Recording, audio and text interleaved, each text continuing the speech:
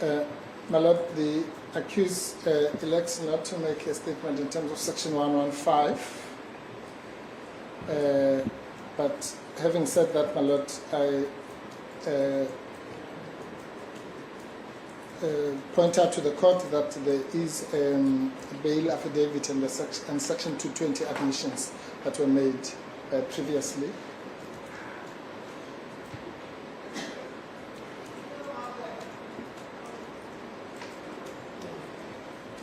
My Lord, maybe before Mr. Kanga starts, with the permission of the court, if I could just raise a few housekeeping issues, my Lord. Yes. As court pleases, my Lord. My Lord, the first one is that we have, as the Lordship will learn, the state has engaged the services of one or two experts. We have also engaged an expert. The copy of the report has been sent to my learned friend, but copies for the court are being prepared. We'll hand them up in due course, my Lord. The second one, my Lord, housekeeping issue is that at the pre-trial, there was a question as to whether there would be a need for interpreters and so on. We do not need the services of an interpreter, or at least the accused doesn't, but there was a question that at some stage, if there's a request from the public and so on, we've made an arrangement with the chief interpreter that we will then indicate as the court pleases. Thank you, my Lord. My Lord, also just for the information of the court, there are documents that were discovered late that we received last week. One being a report from the complainant, some video material, and a statement of a witness called Mr. Governor. We have no objection to the late submission of those documents. We've discussed it with the accused, but if at some stage, my Lord, it becomes clear that there's a need to adjourn or do anything in respect of that, then we will do so. Our commitment is to proceed with the trial as soon as possible.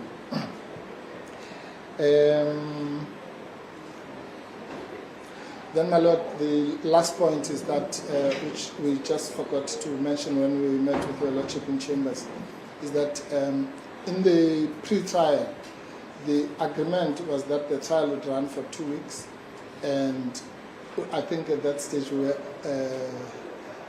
shall I say, optimistic. We thought it would finish.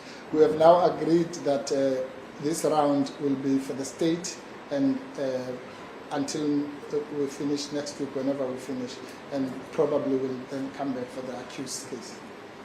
Just as the court pleases. Those were just the housekeeping issues. Lord, I note the count of the witnesses are still in court. If anyone is a witness in this matter, please can you wait outside?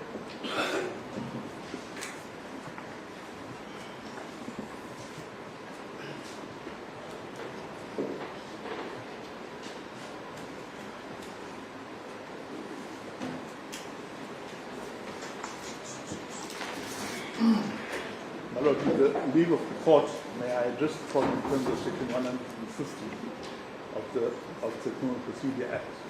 Yes, you may proceed. Thank you. My Lord, the case that is before you is not an ordinary case. It is the case about the power of words and the devastation that can follow when influence is abused. A voice that could have calmed a nation chose instead to inflame its fury, which is what is the state's position in this matter. In July 2021, South Africa burned. Shops, trucks, warehouses, lives were reduced to ashes. Communities were already crippled by the poverty, were left destitute.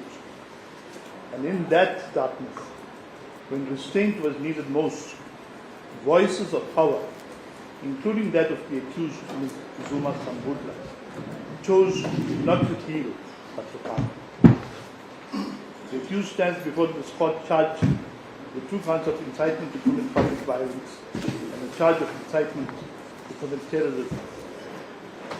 The state will prove that through social media, the accused intentionally and unlawfully encouraged the public to act in acts of violence under the guise of freeing Jacob Zuma from incarceration. At the height of the unrest, the state will show that the accused posted images of burning trucks, looted malls, and destroyed property, each accompanied by the same chilling refrain, "We see you." Lady Smith, we see you. Matuba, we see you. These were not messages of empathy, my lord. These were applause for chaos, public endorsements of the destruction that was going on. State will place before the court the evidence as well as of the complainant, of other investigators, and as well as expert testimony analyzing the tweets that were posted. We will show that the accused understood the volatility of that moment and he chose to fuel it. The law is clear, my lord. Under Section 17, one has to directly incite people to commit violence or incite them to commit violence. Under Section 18, the mere making of a statement that has the potential to result in violence constitutes incitement to public violence. My lord will be called on to assess the evidence both from a subjective point of view. In other words, what did the accused intend to do? And also from an objective point of view, how did the people who received the messages, who came into contact with the messages, receive it? What message did they get from it?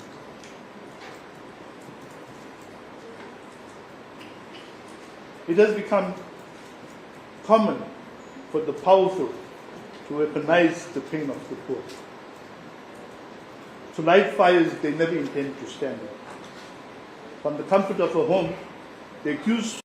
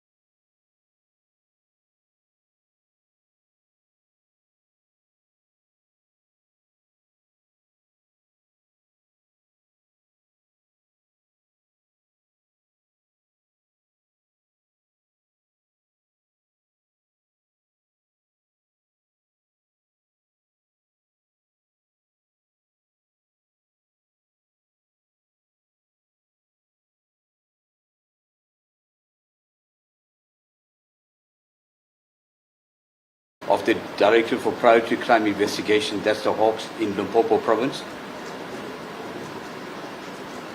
Now, in 2021, when the unrest happened, largely in KwaZulu-Natal, but also in other provinces, what role did you play any role in those matters? My Lord, yes, I was appointed as the national coordinator for the investigation of the civil unrest throughout South Africa and beyond its borders. I want you to place on the spot personally what your role was during that speech. My Lord, if I could humbly request, due to the timeline, I'm in possession of my statement. I'm not going to read it verbatim, but probably just to refresh or refer, if need be, of certain information. Probably not now, but later on in the affidavit or the testimony. Before we get to that, perhaps you can do what your role was. Thanks. Thank you. My Lord, my role was to coordinate all the investigations with regard to the investigation, combating and prevention efforts across all the provinces that was affected by the civil unrest from the 7th of July 2021.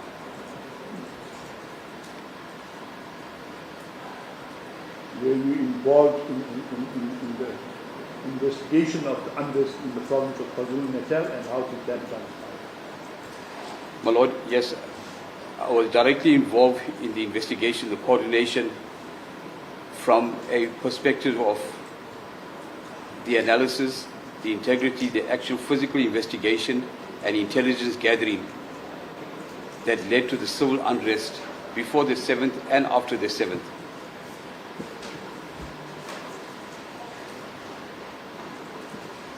I want you to give the court a brief overview of the types of investigative methods you use and the type of information you have received. My Lord, as a result of the methodology that was used in the civil unrest, it necessitated the use of conventional and unconventional methods. I want you to elaborate further on what you mean conventional and unconventional.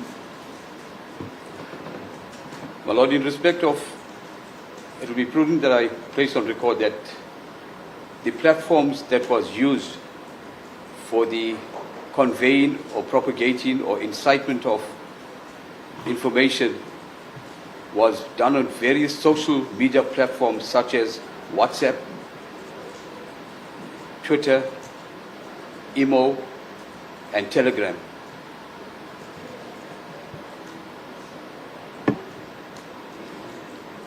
And in order to investigate on a social media as opposed to the normal cell phone networks like the Vodacom, MTN, where that's a very conventional method you can get records of. On social media platform is the unconventional methods because it's used or based on internet usage.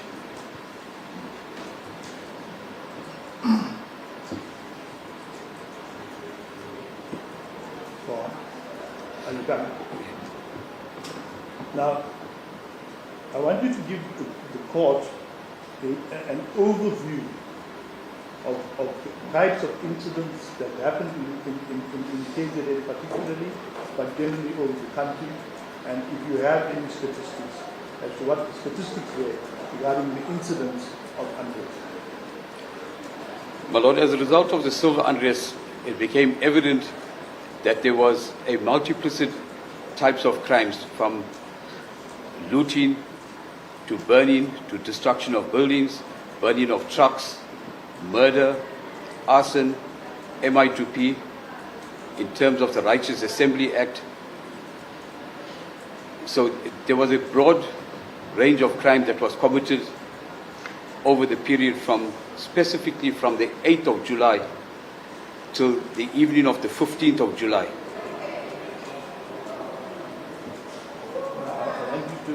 described to the court the methods that were taken, the methods that were used to try and find out or to establish how it is that these, or what caused these incidents to take place.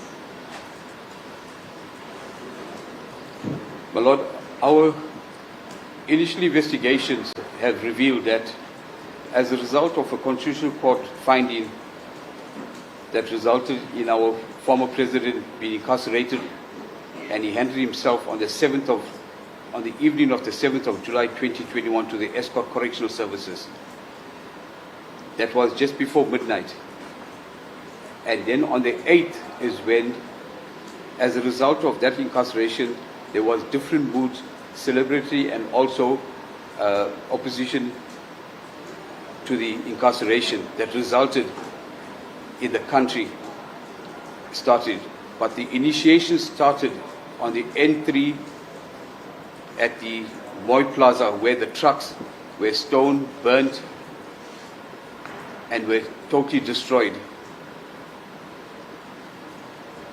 Subsequent to that, my Lord, Durban and Pietermaritzburg bore the brunt in KZN Natal, where the majority of the burning of the buildings, protesting and looting, and high-end businesses in the form of McDonald's, Macro, Value Logistics, various malls, Brookside Mall in Pietermaritzburg, the China Mall in Pietermaritzburg, were burnt, looted and burnt to the ground.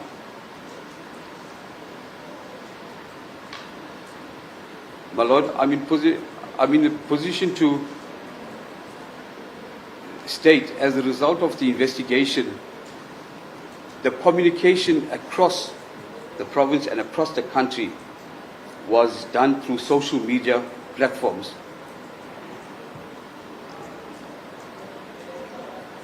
And if I could just place in perspective, my Lord, there was a total of 164 WhatsApp, social media, chat groups that was created for the sole purpose of communicating from a high level to the ground forces.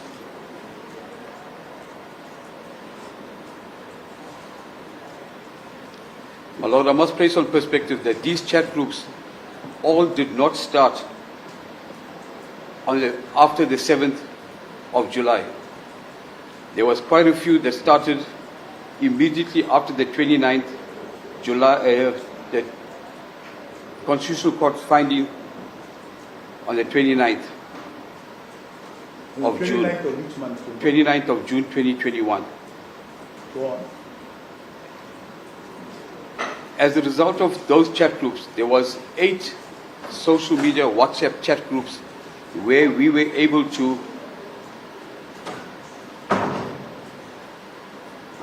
penetrate and establish that 8 of those chat groups around the country was responsible for giving direction, giving leadership, encouraging and propagating the violent protest and looting.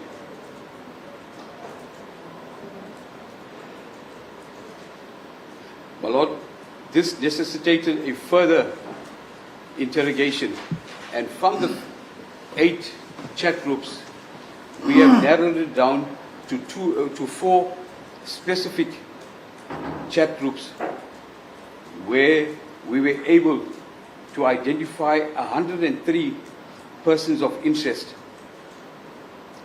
that was directly responsible on the social media where they were posting or encouraging or inciting public violence, looting, and acts of criminality.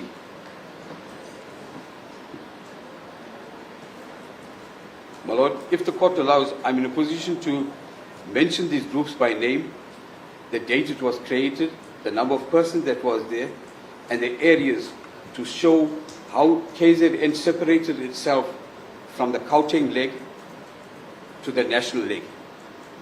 if the court wishes, and that I'm further able to state to the court, for the period from the 9th to the 15th, that KZN, how the crime that was decent, the number of cases that was opened in just those 7 days as a result of the looting and the civil unrest. You referred to a statement that you made. That is the statement that is in the police docket, correct? That's correct, my lord. You've had sight of the statement and you confirm correctness of the content of it and you are signature on it, correct? That's correct, my lord. I'm just going to hand you a statement, it is an original statement. If you can just identify the document for us.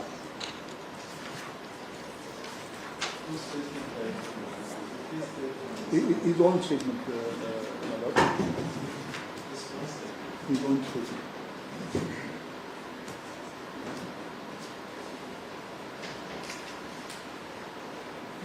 Do you confirm that that is the statement that you made? That's correct, my lord. This is a statement that to which I sworn oath to, and the signature is indeed mine. And the names that you want to place on record are mentioned in the statement, correct? That's correct, my lord. The names of the chat groups is mentioned in the statement. My lord, we believe that the court may the witness be allowed to reflect his memory on the statement regarding the names of the groups and the specific details pertaining to each group. My lord, you have no objection, except that maybe the statement could be made an exhibit, my lord. So Indeed, my lord. That is the original that you have in your hand, correct? That's correct, my lord. My lord, may be marked exhibit A in this proceeding. Thank you. There are no objection. Thank you. Must I hand the original in?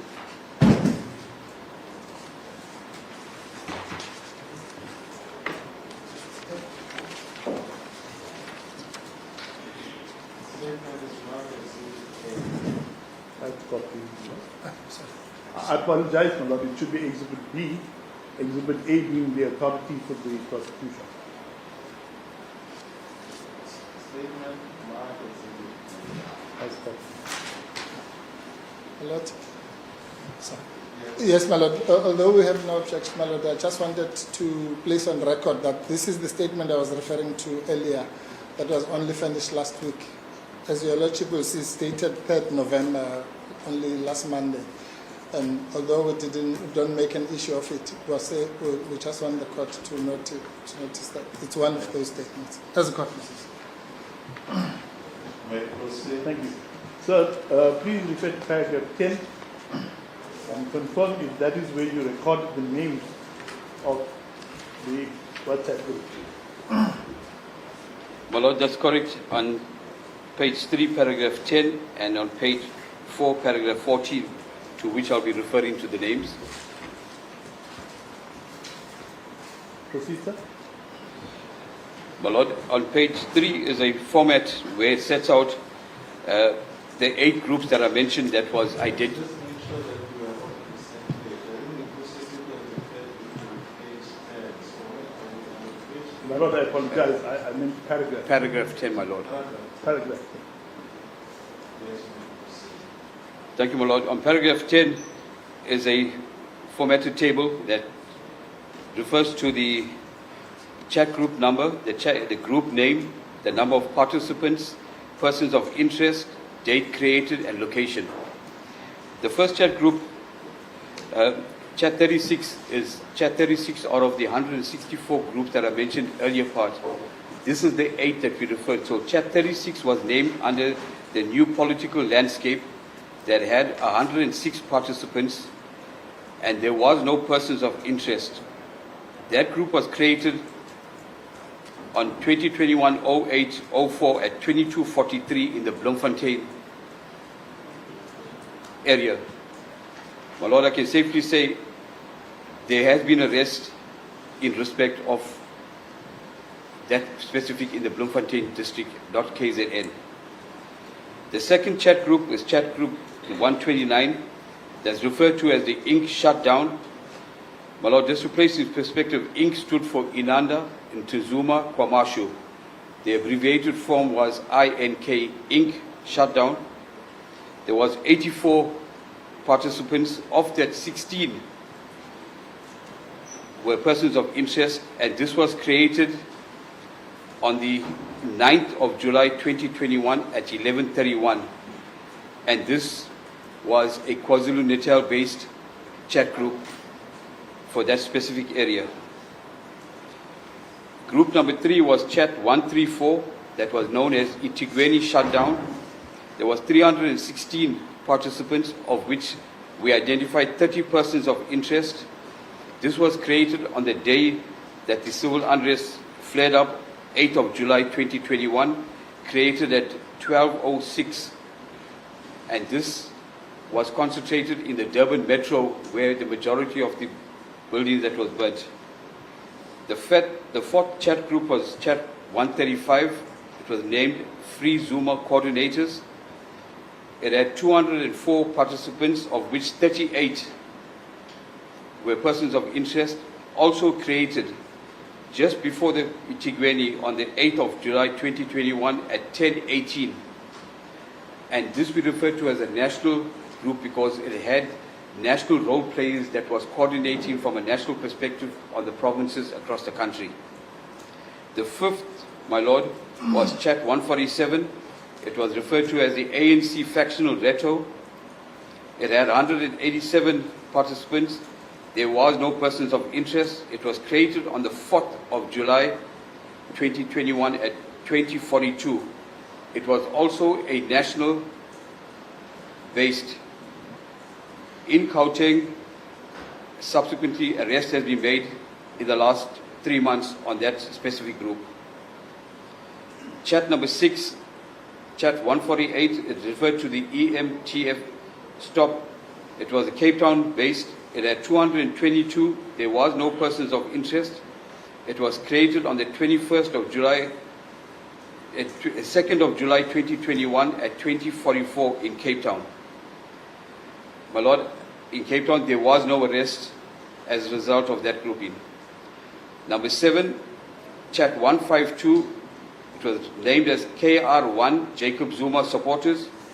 There was 280 participants. There was no persons of interest. It was created on the 29th of June 2021 at 22:43. That's the date, the Constitutional Court judgment that was given. And that was a national-based chat. My Lord, the last chat was a CI operative intervention. It was named Zuma Real Activists 100%. And the participants, I can confirm at the time of the typing, I think it was an error, it was 334 for place on record. And there was 19 persons of interest. And this was created on the 1st of July 2021 at 23:15 in Gauteng. My Lord, the last one played a very active role on a national level, and we'll be able to see the links between the KZN chat groups and the national groups if I'm given permission to refer to paragraph 14 where the groups continue. As a result of the 8 chat groups identified, we further interrogated the chat groups and we separated 4 of the groups that we felt that was responsible for the coordination, the incitement or passing of information that's referred to in paragraph 14. My Lord, in paragraph 14, chat 129 Inc., there were 16 persons of interest, and from the 16, 1 person of interest that was linked to the Inc. shutdown group, to the Itigweni chat group, and the Free Zuma information group.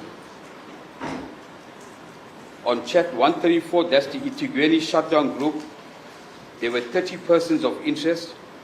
6 persons of interest were linked to Itigweni and the Inc. shutdown group. Chat 135, Free Zuma information. there was 38 persons of interest, of which 9 persons of interest were linked to the Free Zuma Information and Itigweni shutdown group. And the last was the Zuma Real Activists 100%. There was 19 persons of interest, and 1 person of interest was linked to the Inc. shutdown, Free Zuma Information, and Zuma Real Activists 100%. My Lord, the importance of the 4 versus the 8, it shows that there was coordination from a higher level. Information was filtered to provincial levels and disseminated to the ground force. My Lord, if I remain on page 4, under paragraph 12, I'll be able to give the court a global assessment of what we refer to as the criminal value chain. Criminal value chain as a result of our investigation and analysis in which we place the different role players. And I think that will give the court, my Lord, a perspective of the level from an international, transnational level to a national level, to a local level, and to the ground levels. My Lord, on page 4, paragraph 12, is a picture of the criminal value chain in which we have classified the different role players. My Lord, at the highest is level 5, that has a DNA of national and transnational, and we definitely picked up a link to Cuba, an active link during that period to Cuba. On level 4, we refer to the national market. That is where the politicians, the national facilitators and instigators, right planners and national financiers were housed. That's in accordance with their level of contribution to the incitement. At level 3, my Lord, we refer to the enablers. These are the social platform administrators, the provincial coordinators, branch and ward coordinators, and the executors. My Lord, at level 2, these are the organizers, that is the branch and ward coordinators, the executors, and conspirators. At level 1, these are the operatives that we refer to as the bread and butter level. These are the looters, the arsonists, the protesters, the background noise, thieves, and criminal members of community. My Lord, the importance of this for our investigation purpose was to show the different levels of our investigation and where we were targeting, where the cause of the problem would have come from, as opposed to the problem of the looting and the burning. So there was a level of a cause of the problem that where instructions and directions was given from a higher level through the different media, social media platforms. And my Lord, what I referred to was on this part was in respect of the WhatsApp communication. I will be referring to the other platform of Twitter as I go on, my Lord. General Governor, at this point, I just want you to make an assessment or to clarify for us. How instrumental was social media, generally Facebook, Twitter, WhatsApp, forums like that? How instrumental were these forums in what transpired during the July 21 unrest? Well, Lord, what became evident, more especially with WhatsApp, Twitter, and Telegram, we know these are social media platforms host a number of participants. And by the press of one button, if there's 200 participants on any chat group, mean that press of one button will be able to be disseminated to the 200 participants wherever they are in the country or beyond the country. So the easy accessibility of conveying a message or a picture or a video, it's very much easy by using the social media, which became evident as a result of the investigation, the abuse of this by posting messages, videos to the people, say from Gauteng, the press of the button, Itigweni, everybody gets to know. My Lord, I think WhatsApp and Twitter operates on a similar premise but differently. WhatsApp is a very open, where you are able to send message, videos and pictures. And the good part of WhatsApp, it is able to show who sent those information videos. It will be able to give us metadata of the date and time it was sent. Furthermore, through the international mutual legal assistance, WhatsApp world is able to even provide an IP address of exactly the person who sent it. Where was that person at that point in time?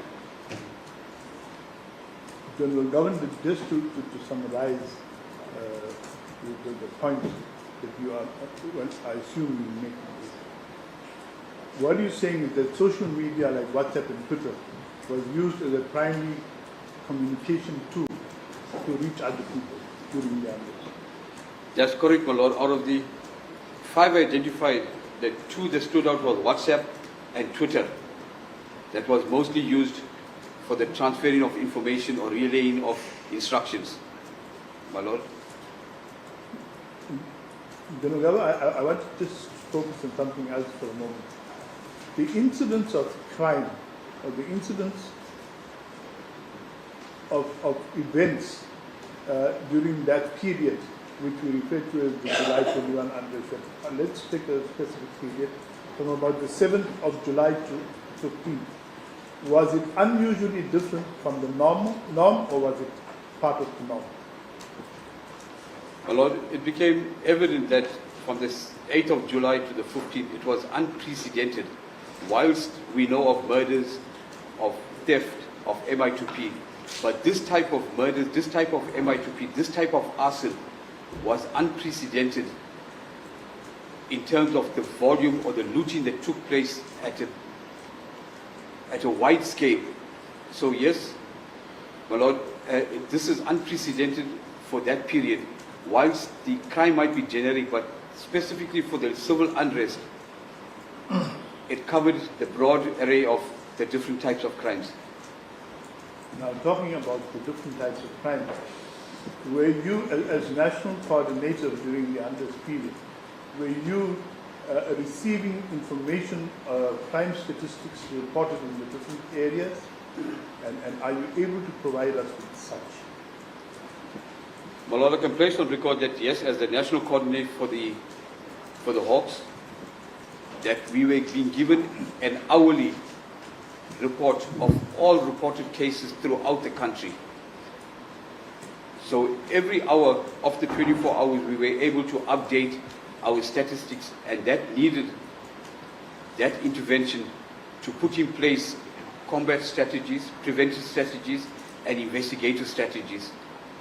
My Lord, yes, I am in a position for KZN to give a complete breakdown for those 7 days of the 11 districts, policing districts into which KZN is broken, the number of cases that came in for those 7 days, and the stations that was affected by the civil unrest. You have recorded the same in your statement, which is Exhibit P, correct? That's correct, my Lord. Is it in paragraph 15.1? That's correct, my Lord. Paragraph 15.1 on page 5. Can you please take us through the numbers, as it were, of what the reported crime was and what the country, or the shape of the country was in that period, as far as unrest and violence is concerned? My Lord, the 11 districts, I'll start the first. The first district is Amajuba district.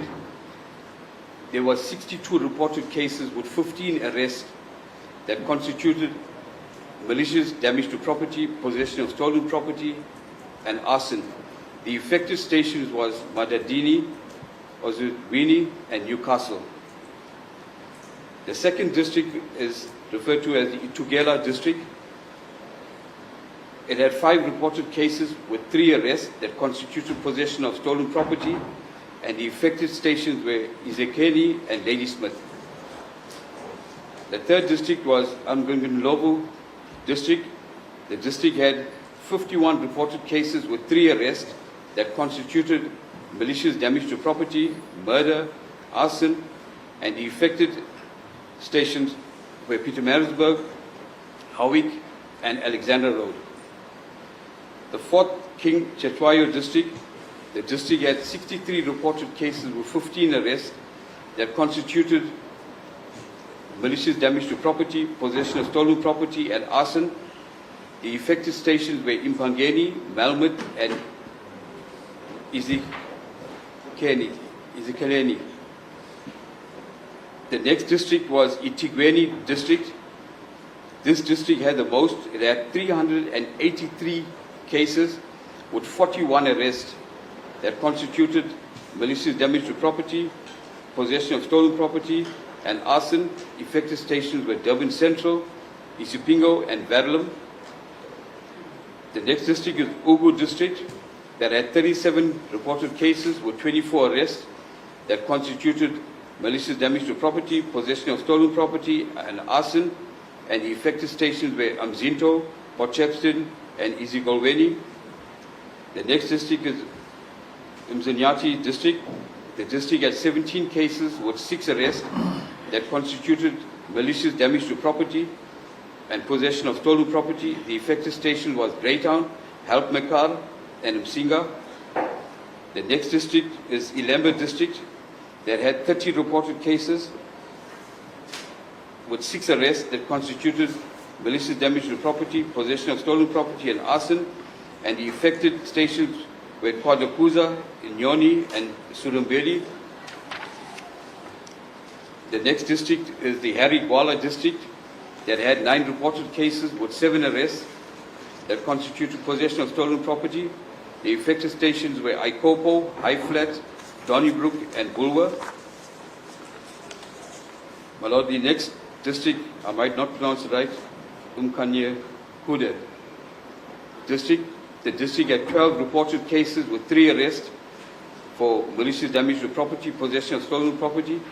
Affected stations were Jozini, Ngwavuma, and Imanguzi. And the last district was Zululand district.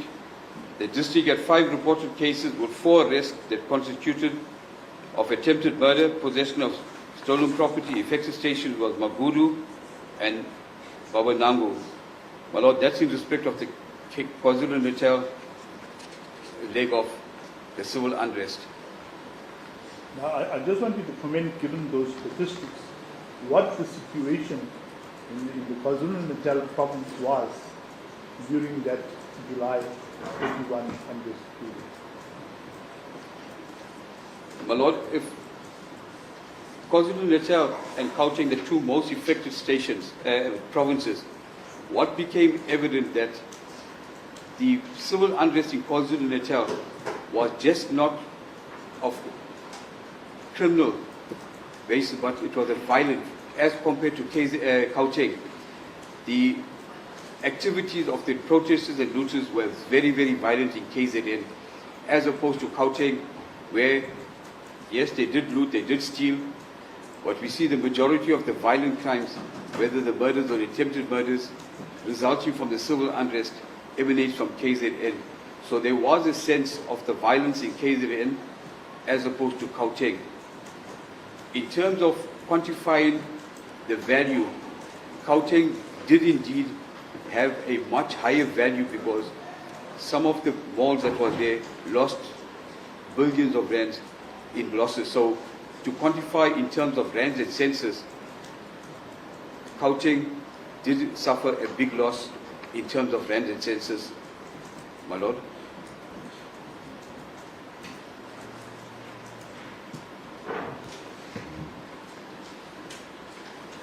Any further investigations or any further methods that you use that you would like to place on record? My Lord, I would refer to the Twitter side of the investigation, which I refer to WhatsApp, the Twitter side of investigation. And I think just to place it on record, there will be a cyber forensic expert that will be coming to testify. But when we're dealing with Twitter, Twitter is formatted in such a way that you get a Twitter handle that is referred to as a name and a Twitter ID, and that is generated by the holders of the Twitter license. That Twitter ID gives you numbers in different digits. Some is 7 digits, some is 14 digits. So we got a Twitter handle, a name of a person, and a Twitter ID, where we are able to identify a person by the handle and a person by the ID. And my Lord, the reason why I'm placing this in perspective for the court is that we would see that when we did the Twitter investigation, it became evident, more specifically with the accusers before court, that we picked up 3 Twitter handles with the same or similar names. And if the court allows me to refer to paragraph 20. General Governor, you may do so, but very, very superficially, because the expert herself is going to come to testify on that. Right? Just go through it superficially. That's correct, my Lord. My Lord, on... It is important that we fully understand the issue of Twitter handle,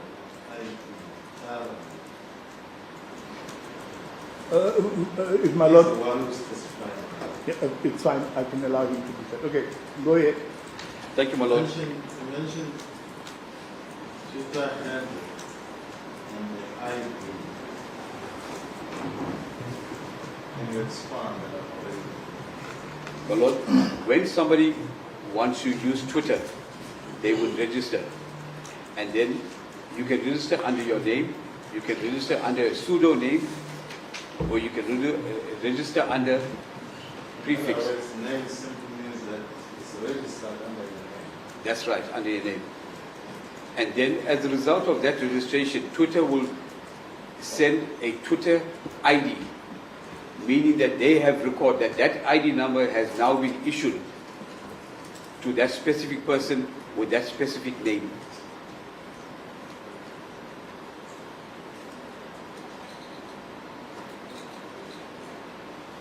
My Lord, as I indicated on paragraph 20, I will very superficially, for the court purposes, the 3 Twitter handles with the same or similar name of the accused before court.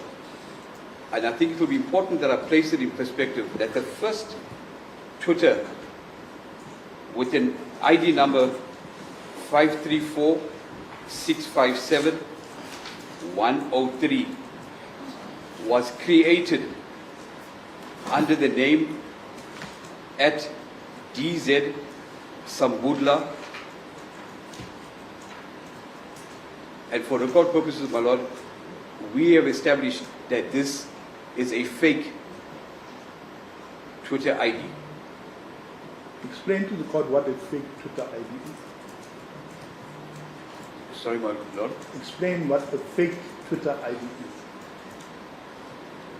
My Lord, a fake Twitter ID is where somebody else can create a Twitter account under DZ Sambudla. And through our investigation, it became clear and apparent that it wasn't being used, or the content was not that of the accused before court. It was a fake account that was used for their other purposes. My Lord, the second Twitter had a Twitter ID number. It's a long digit. It's 126-393-969-233-830-7073. That is the ID. And this was created at D Zuma-Sambudla. Now, under Sambudla, an N was added to make it Sambudla. My Lord, also for record purposes, we can say that that was also a fake Twitter that was created and not used by the accused before court. This was established once again through the content or the posting and the timing of some of the events that was picked up on those accounts. My Lord, the third one, with the Twitter ID number 114-125-954-230-462-4641. This was created under @Zuma-Sambudla, and this is indeed the true and correct Twitter account of the accused before court.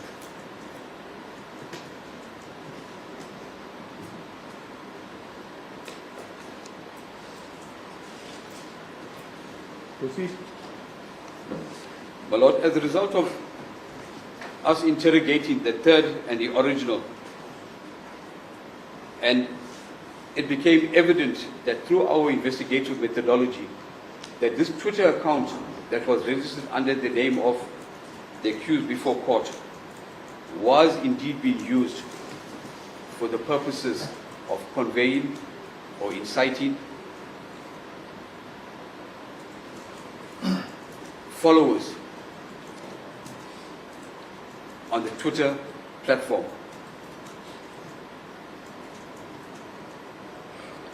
My Lord, it's important that I also say the following,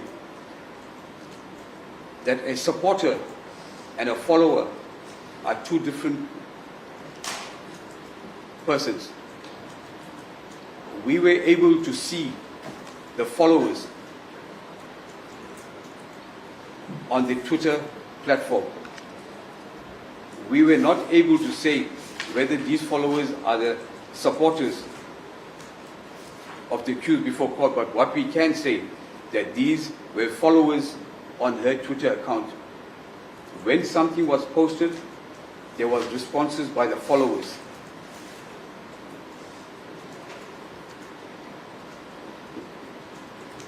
My Lord, as a result of the incarceration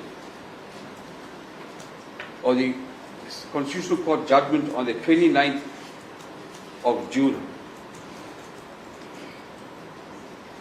which we see was the start of the rise and fight in the country. And the reason why we say on the 29th, on the 30th of June at 09:57, the accused before court posted on her Twitter account, which reads as follows. My Lord, pardon me if I pronounce wrong. It says, Makaban, Izikati Sukurwa, Kulinkudla, Ngomakala, Ikukweni, Sipelile Amandla. It's on page 7, paragraph 24. And if it's loosely translated in English, it means, comrades, the time to fight in this arena with the mobile phone is over. Subsequent to this posting, there were many responders, followers that responded. And some of them have openly responded positively, and others have openly responded accusing the accused before court of inciting violence and asked it to stop. And to qualify what I'm saying, my Lord, on paragraph 25, there was a follower who on the 30th of June, the same day, responded to the accused before court, and that follower had the name on paragraph 25 as I think boss at Ziyazonda Izinja. Responded as follows. It continues on page 8, my Lord, on the top, where it said, I thought that you were mature. Stop inciting violence. Stop playing with the lives of the have-nots The people marching are hungry. Your father gave them nothing. If they get injured or arrested, he still won't help them. Grow up, please. My Lord, as a result of this Twitter, it became even more clear. On paragraph 26 on the 8th, we could see the different inflammatory messages that was posted on the Twitter account of the accused. On the 8th of July, that's immediately on the midnight of the 7th, our Honorable former President handed himself over, but on the 8th, she posted on paragraph 27 another insightful message where it says, Cadres, you have not failed at President J.G. Zuma, open brackets, at my ANC, has close brackets. It says, but you will fail him if the fight for the radical economic transformation stops. You will fail him if the fight for the economic freedom stops. So our struggle continues from the outside, and we must intensify Amandla. Now, my Lord, of specific that caught the attention of the investigation team was the last 6 or 7 words. So our struggle continues from the outside, and we must intensify. And the interpretation from the outside, we knew our former president was inside escort prison, but outside, it means that everyone who's outside. General Galbi, can you just hold a second? My Lord, I have just been advised that it is 11:16. We have cut into the court staff short adjournment. What time? It's 11:16 now. It's 11. Wait for how many minutes? 15 or 10 minutes? 15 minutes. For suitable to me, I don't know about the court staff if they agree. So everybody is comfortable with 15 minutes. Escort, please. Then wait until 25 to start. As the court please, my Lord. Quarter of an hour.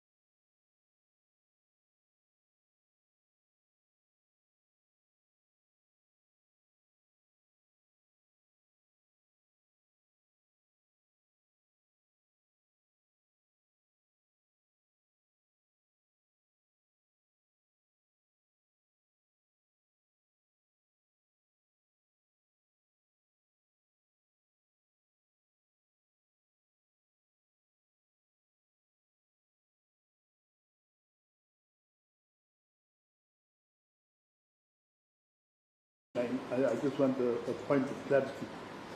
In paragraph 28, you have the dates 9th and 10th of June 2021. And in paragraph 27, you refer to a date 8th of July. So can we just get some clarity as to which of those two dates, because you seem to be going sequentially? My Lord, yes, I want to humbly apologize. There was a typographical error. It shouldn't be 9th or 10th of July 2021 and not 9th and 10th of June 2021. You amend your statement accordingly. Yes, I will. My Lord. Proceed. My Lord, on paragraph 29, on the 10th of July, she posted a video of the late Mr. Chris Hani with the following importance. I open quote, "We shall attack these officers even in the bedroom, even in the kitchen," close quote. Her followers subsequently responded negatively against her. On paragraph 30, on the same day, one of her followers by the name of Tabang 11, alias Tabang Malema V, responded as follows. Open quote, "Inciting violence while you sit at the comfort of your home," close quote. Now, my Lord, earlier part I mentioned the separation between a follower and a supporter. And this became clear that this Tabang Malema was a follower. He responded to a tweet, meaning that he's been following her. There is other previous communication, but this was specific when he responded in the negative to her comments on paragraph 29.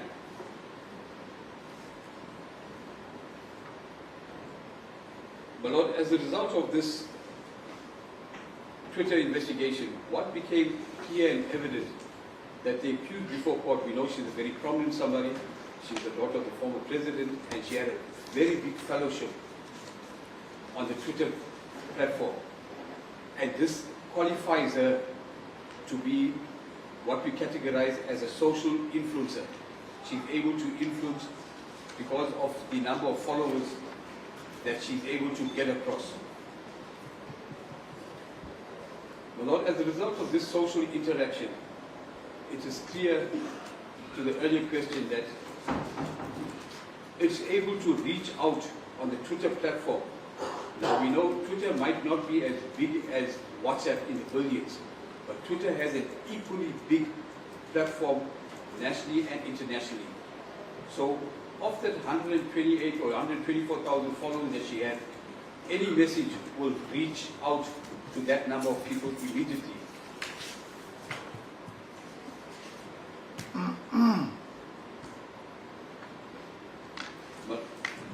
Now, so that is your investigation as far as this matter is concerned, correct? That's correct, my Lord. Now, I just want you to focus on paragraph 10, which we dealt with earlier. I want you to describe to the court in clear terms what is a person of interest. My Lord, we categorize persons of interest is when we did the analytical side of from a WhatsApp perspective, where a person of interest will be somebody who would say, take the 5 liters of petrol, or make sure it's raised to the ground. Their comments versus their position. Now, as I indicated, my Lord, we were able to take cell phone numbers and get the RICA information and identify people who they were through RICA. There was two types. RICA is where the cell phone was registered to the name, but we also picked up quite a number of cell phones that was un-RICA. But through the interrogation of the analytics and metadata, we were able to identify. So persons of interest are people of influence, either politicians, either ward councillors, either community leaders, or people, business people who are providing finances And it became clear on these groups. My Lord, as a result of the information, it became clear that there was a business funding model in place as well. And out of the groups that we mentioned, my Lord, currently we have 64 accused appearing as a result of the arrest across this that's still appearing in the High Court of KZN that's currently pending. So a person of influence, we did not take the looters or the runners. We looked at people that could influence, people that could give, that was giving direction or financing this civil unrest.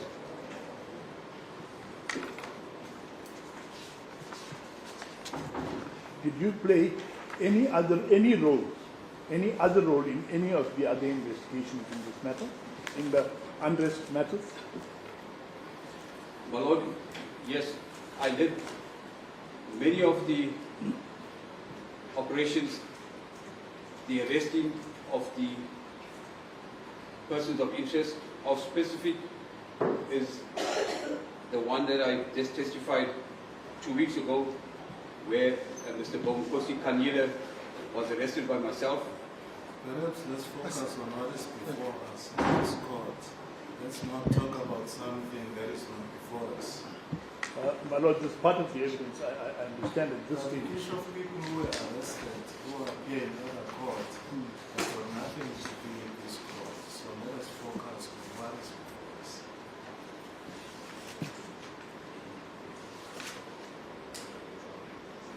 So once you start mentioning other people, My Lord, it will become apparent as we proceed why this particular arrest is of importance in this matter. If it can just be, it's just two questions that I have. I don't need to go into further details.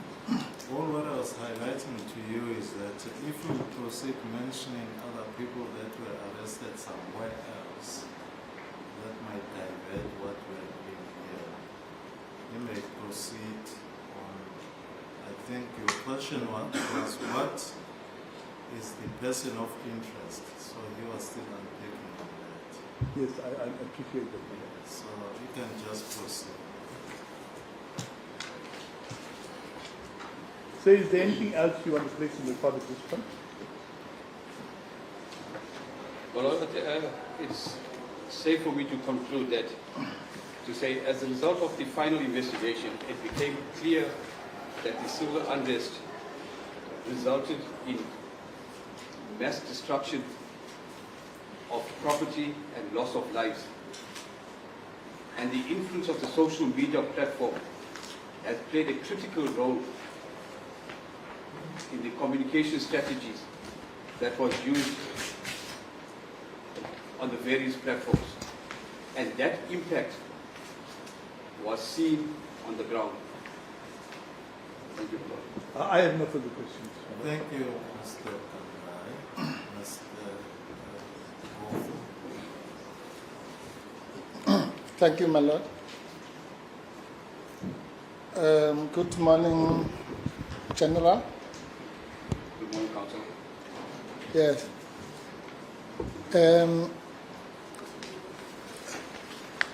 You described yourself as the national coordinator of the investigation, correct? That's correct. Appointed national coordinator. Right. And thanks for giving us the kind of general background. But really, if I can divide your evidence into two parts, the first one was dealing just with generalities, and then towards the end you dealt with the accused before us, correct? Well, yes, sir, it was in those two phases. But Yes. the content was specific in terms of not generalization. Yeah, well, but surely when you're telling us about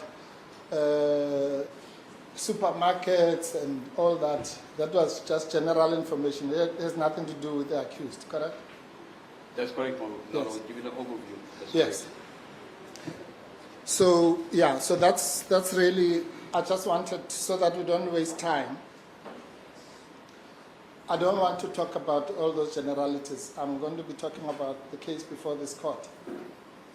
You understand? That's correct, Yes. my lord. And not that I don't appreciate the importance of, painting the broad picture. We thank you for that. But as far as the business of the day is concerned, we will talk about the accused person. Thank you. Understood? Yeah. Would it be fair, just so that we save time, to summarize what you call the first part of your evidence as follows? There was unrest in July 2021. It was more than the usual unrest, and it resulted in some violence. It was concentrated in Gauteng and KZN. Correct? Correct, my lord. Yes. Okay. No, fine. Now, as far as this case is concerned, you have not been involved directly. Yes, my lord, I have been of all these civil unrest investigations, Countrywide. countrywide. Right. But this particular case, the investigating officer is Colonel Nazo, correct? Colonel Nazo is the docket carrier, yes. And have you had consultations with him? Yes, my lord. How many? Many, Many. with his commander and the chief. Correct. And therefore you are familiar with his statements. No, my lord, I have not seen his statement. You, I'm aware of the content of what I spoke about, but his physical statement, I had no insight or bearing. So you came here to testify without having had insight into the evidence of the investigating officer, the person in charge of the investigation into this particular accused. Well, Lord, I think it's safe to say, as the national coordinator of all the investigation, this specific case, I'm very much aware there's been engagements with the investigation team of KZN, the commander, the National Prosecuting Authority. But I did not inspect the docket physically like his direct commander, General Sonona, who would have done that. Mine was the overview of procuring the evidence and presenting facts and factual aspects to it. Yes. No, I understand that, General. Believe me. All I'm saying is that, as you have just said now, you are 5 steps removed from this case. So there's you, the national coordinator, and then there's various people until we get to the IO, to the investigating officer. And you have not familiarized yourself with the actual investigation into this specific case. It's not a criticism, I'm just establishing the fact. My Lord, that will be correct. From I wasn't a national coordinator alone. There was a whole team at the national where we oversighted the entire country. So every bit of information, as I said, hourly, of every crime that was reported, we would have gotten and did the analytics and the processing. So there isn't a case that took place in this country without me knowing or giving leadership, more specifically in the civil unrest. So this specific case, when the timing was right over the periods, we had to package it as such. Today I'm presenting a broad spectrum over different days of when the tweets came in. Okay. Maybe let me make it easier. It's correct, isn't it, that you are not familiar with the specifics of this particular investigation? My Lord, I am. You are? Okay, good. So you know that Colonel Nazo, for example, made inquiries from cellular phone companies? My Lord, that's one of the methodologies that we would follow in doing the investigation. No. Please listen to the question carefully. Do you know whether in this particular case, the investigating officer specifically required information from cellular companies? I know you are saying that's what would happen. Fine. Do you know whether it happened or not here? My Lord, I would have believed to So Section 205 would have to be done in order to establish a number, but I cannot say specifically on this case that he did or did not. So just a moment, Major, to be specific. The question is whether you know. So your answer should be is either you know or you don't know. Do you know or you don't know? That is the question. Well, Lord, I want to believe I know that Section 205 should be done on every investigation that we were busy with. So the answer to whether you know that it occurred or you don't know, what is your answer? I know, my Lord, the 205 You know. would have been done. No. Sir, please, can you just assist the court? You can't say, I know that the Section 205 would have been done. You know what I mean? The judge is asking you, his lordship is asking you, do you know whether it was done, not what, that it would have been done? Of course, it's like saying, if I say, do you know that the complainant was interviewed? So, yeah, that would have happened because it's standard procedure in the police. That's not what I'm asking you. I'm asking you, do you know specifically in this case whether these investigations were done or not? No, my Lord, then let me rephrase and say, I cannot say whether it was done in this specific case. Yeah. So just so that there's no ambiguity, your question to your lordship's question, your answer to the question is now changing to no. That's correct, my Lord. Okay. Thank you. And do you know that the investigating officer also made inquiries with banks to trace the money trail of the accused to see if she was not involved in what you've now called the funding effort? Just repeat that question. Thank you, my lord. In the same vein, do you know or do you not know whether the investigating officer also, apart from investigating cell phone companies, investigated banks in order to ascertain whether the accused was involved in the funding of the unrest? Do you know, yes or no? No, my Lord, I do not know whether it was done in this specific case. Okay. Do you know that it was done in other cases? Yes, in other cases where the normal methodology would have been requested, but in this specific case, I cannot say whether it was done. Yes. That would then mean that you don't know that the investigation into the bank statements of the accused before this court revealed that there was no such linkage between her and the so-called instigators. You don't know that? No, I wouldn't have got you if I did not know. I do not know.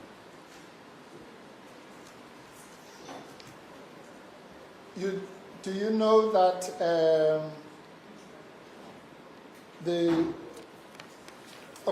do you know the basis of the state's case in this particular matter? My Lord, I would usually believe, yes, I do. You do, okay.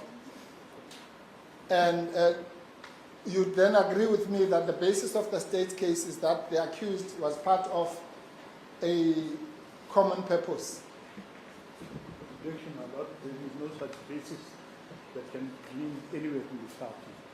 The accused is charged simply in respect of comments she made on her Twitter. And the impact it had, and as I said earlier, whether it was a direct attempt to incite people or whether objectively seen it could be incited people. Yes. Thank you, my lord. Maybe, my lord, yes, maybe let me rephrase the question. Do you know or do you not know that the investigating officer proceeded from the premise that the accused is involved in a common purpose or conspiracy with others? Well, Lord, I would want to believe that I do believe it was. Okay. She was, in view of the number of other investigations which I had insight to on a national level. Okay, thank you. Well, that makes it easier. Then we don't have to refer it to the investigating officer. So you yourself, the basis of your evidence is that she was part of this broader conspiracy. In terms of communication via Twitter, yes, my lord. No. Please. Twitter obviously communicates to millions of people. That's not what I'm talking about. I'm talking as to whether it is your case that she was part of a conspiracy of instigators. My lord, yes, via the social platform of Twitter. I categorically phrased the WhatsApp and the Twitter separately. I see. So on the Twitter platform, yes. I see. So you gave the court, you said there were 8 groups of instigators or platforms, WhatsApp groups, correct? That's correct, my lord. So are you now saying that on top of that there were also Twitter groups? My lord, Twitter is individually based. Twitter is not groups. Twitter is on an individual. WhatsApp groups that has participants. On the Twitter account, it's the individual. You don't have multiple participants on a single Twitter group. Yes. You have followers. And Correct. I think when I categorically clear the difference between a supporter and a follower. So you have followers on a Twitter. But in WhatsApp, you have participants. Okay. So when you say she was in a common purpose or conspiracy, she was in a conspiracy with what? Followers? Yes, my lord. The Twitter, 120,000 or some followers, that was the grouping to which would have responded to her comments and responded as followers. Okay. So she was in a common purpose with followers. Is that your evidence? That's correct, my lord. All right. But as far as the WhatsApp groups are concerned, she was not a member of those. Safely to say, yes, my lord, she was not part of the persons of interest in any of those groups. She was not a member of any of the 8 Twitter groups, WhatsApp groups that you identified, correct? That's correct, my lord. She was not one of any of the 103 persons of interest that you identified. On the WhatsApp, she was not, my lord. She was not, right.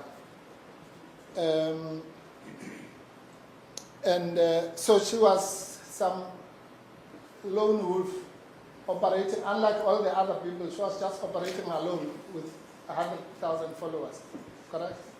No, my lord.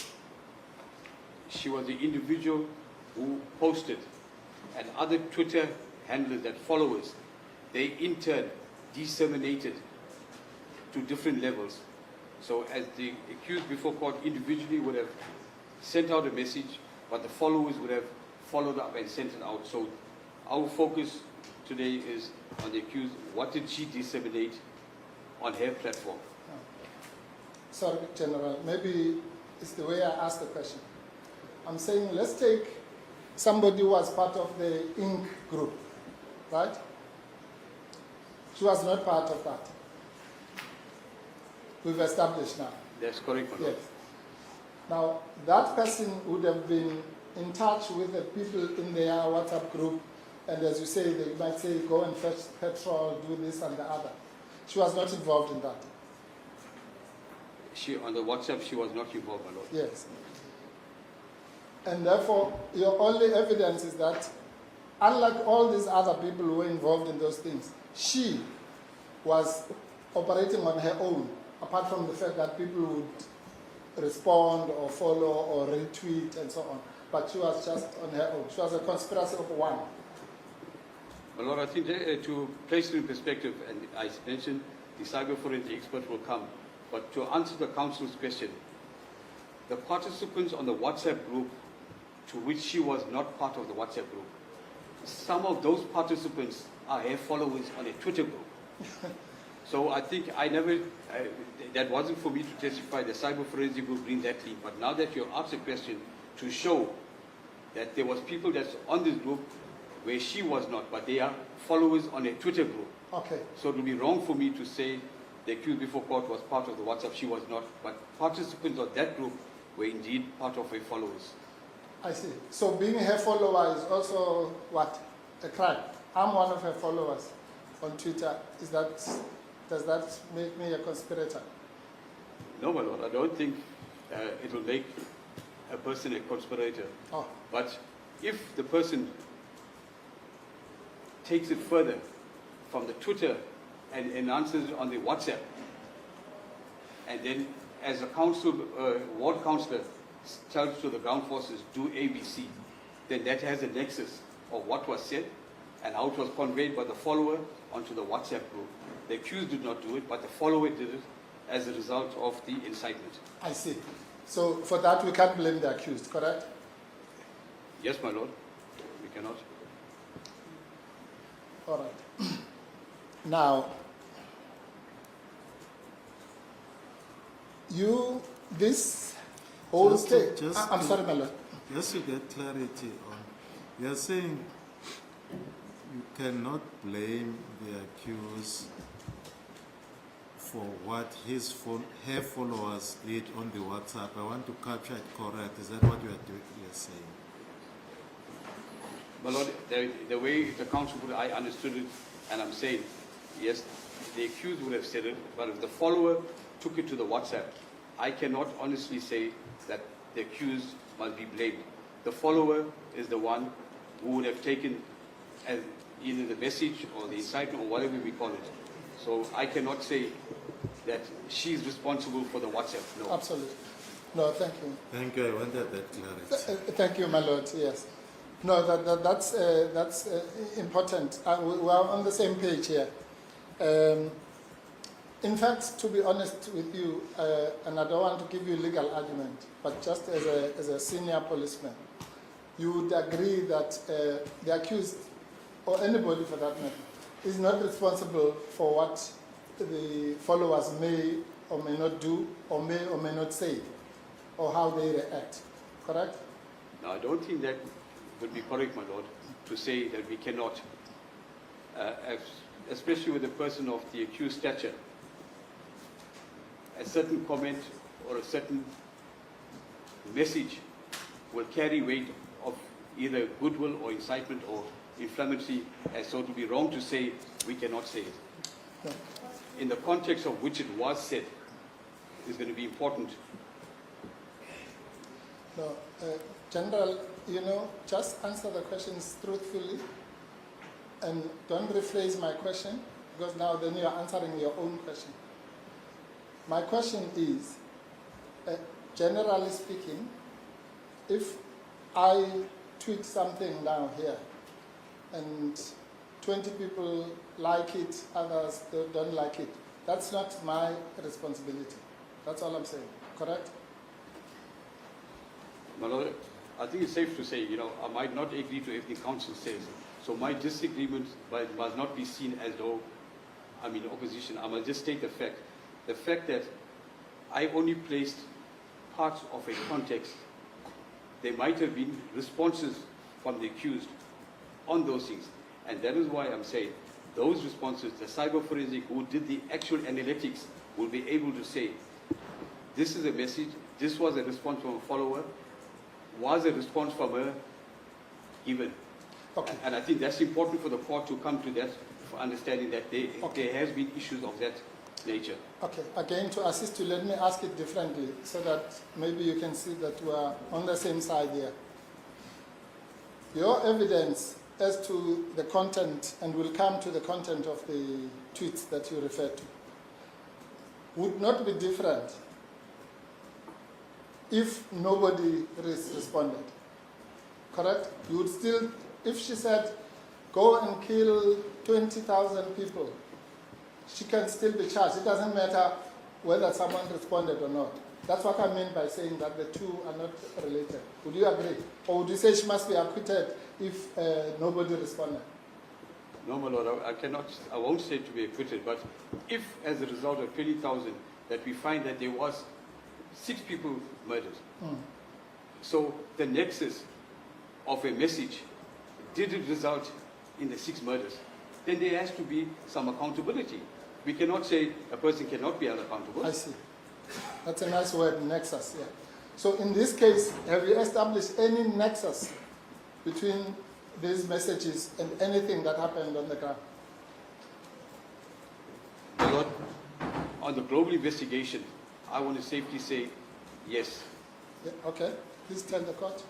And that part, I think the cyber, because it might be asked, can you produce or not? The cyber forensic expert who went in the in-depth investigation of the Twitter, who is going to testify before the court, will be able to outlay all those that I'm referring to, my Lord. So, Perhaps then, Major, if sorry, my lord. General, if then you say somebody else will testify on that is not you, then you rather not commit yourself and say you know or you don't know. Unless if you are able to testify on that, you can't say you know something that somebody else will testify on. My Lord, I respect that. I'm committed on the fact that I had access and visual of all the Twitters, and I only referred specific, but there is an expert who did a consolidation or investigation of that, and that's why it wasn't fair for me to bring that to the court because she's the expert on that, and I had access of the content of it, so probably I refer to that on hindsight, and when I'm referring to her as the person that's going to come. I take note, my Lord, and respect it. Okay. Thank you, my lord. General, please, I want us to work together here.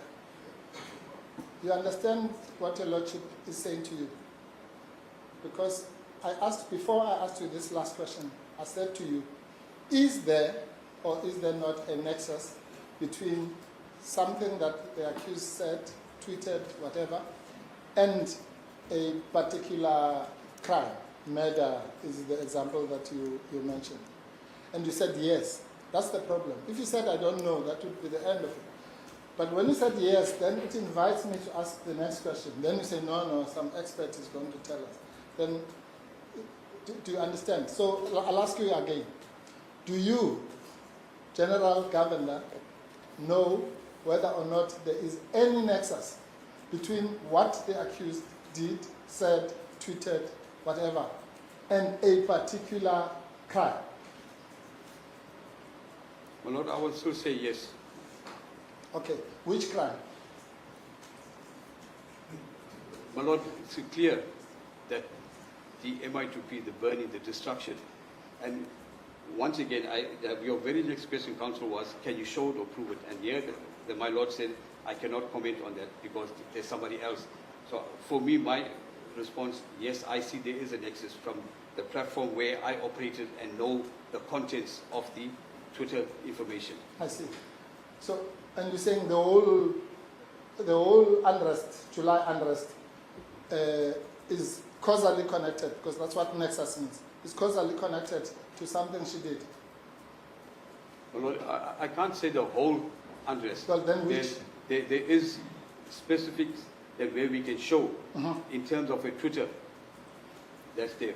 So I cannot say the whole unrest there. That would be wrong. Okay. I cannot say that. Not the whole unrest, some of the unrest? There is links or nexus that which we can say where she played an influential With part some? of it. Some? Yes. Okay, I'm happy with that. However, small, big, or medium, the sum is which part? That's some of the unrest that can be attributed causally to her actions. Which? Because when you say some, you mean maybe 3 incidents, 20 incidents, I don't know. I'm not asking you that. But which? My Lord, if you look at the one where I commented, where she commented, let's take the fight from outside. And immediately after that, the McDonald's, the Wheel, Value Logistics started to burn, looted and burnt. Now, those are specifics if you're asking that sort of specifics. I see. And before that tweet, nothing burnt? Before the 8th, there was nothing. Before the incarceration on the night of the 7th. All right. Okay, General. You see, that's why I wanted us to deal with specifics, not all these generalities. So your evidence is now that the tweet that was given on the 8th of July is the one that caused the burning of a McDonald's. My Lord, let me restate. I cannot say Oh, that I'm saying as a result of outside, let's start working from outside. Then these events took place. But there is no link to say the accused said go burn McDonald's, go burn this and that. It's the ground forces on the WhatsApp that took instructions from the ward leaders or the councillors or the people that was controlling the WhatsApp groups. yes.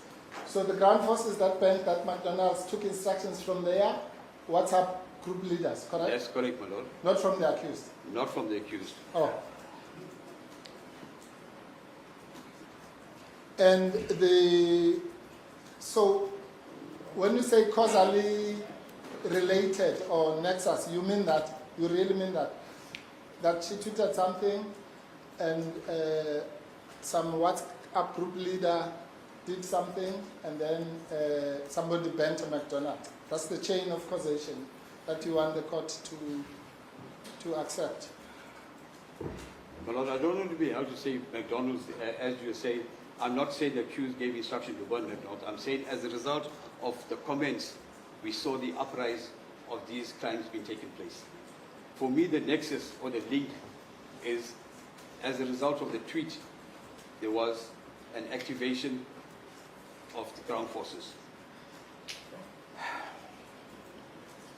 Okay, I can't say I understand what you're saying, but let's move on. So the tweet that caused all this trouble is the one on paragraph 27 of your statement, page 8, my Lord. Just before you even go there, am I right that here you obviously haven't put all the tweets, you put the most important ones? That's correct, my Lord. Thanks. Okay, so one of the most important tweets is this one. Comrades, you have not failed President J.G. Zuma. My ANC has.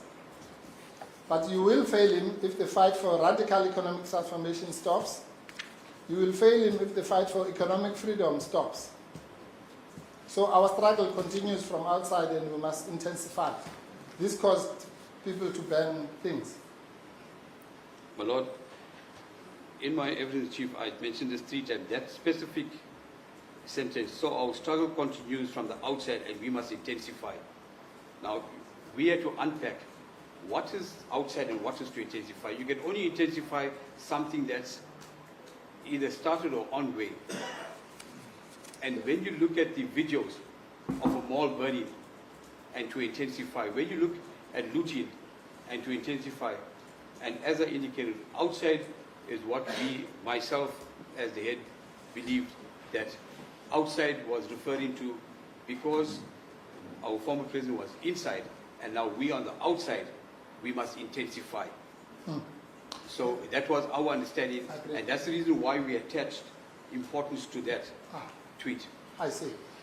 So, but you don't have to speculate as to what it is that was going to be intensified. It says, if the fight for economic freedom or the fight for radical economic transformation stops.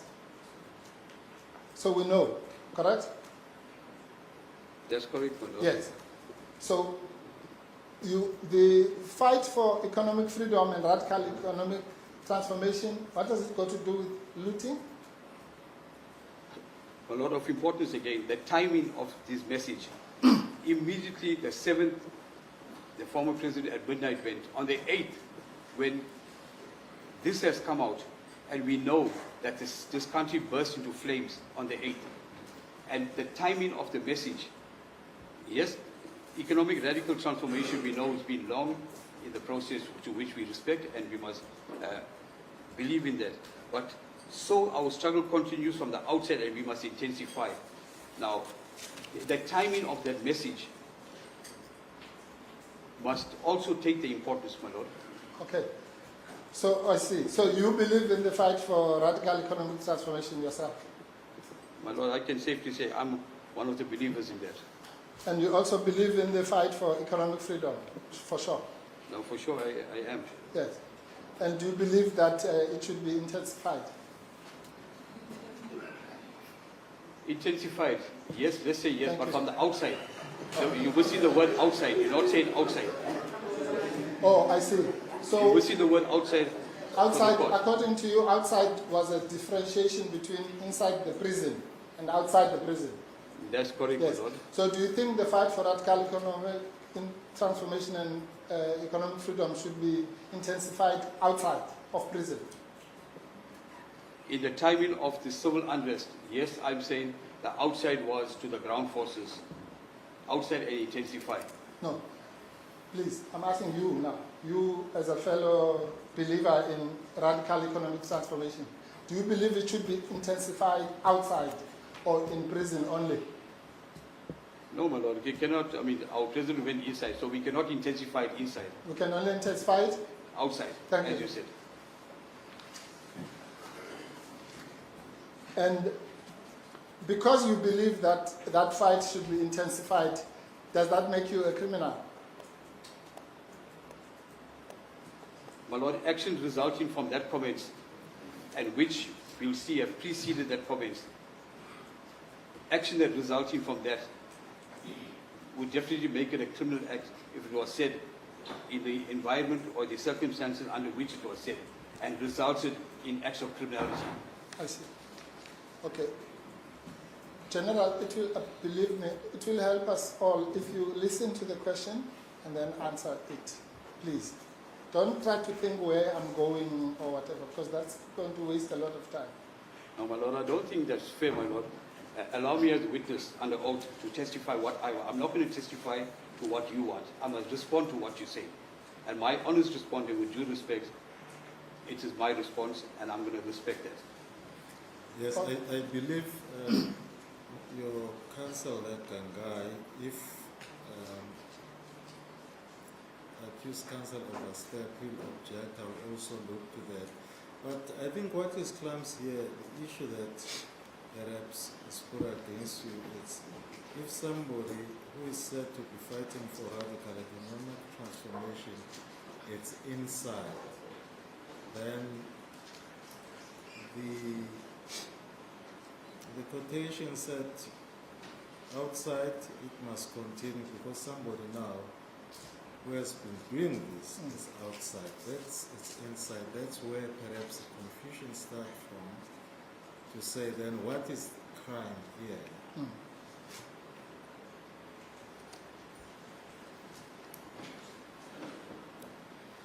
Well, I don't think you are forced to interpret something that you may not interpret.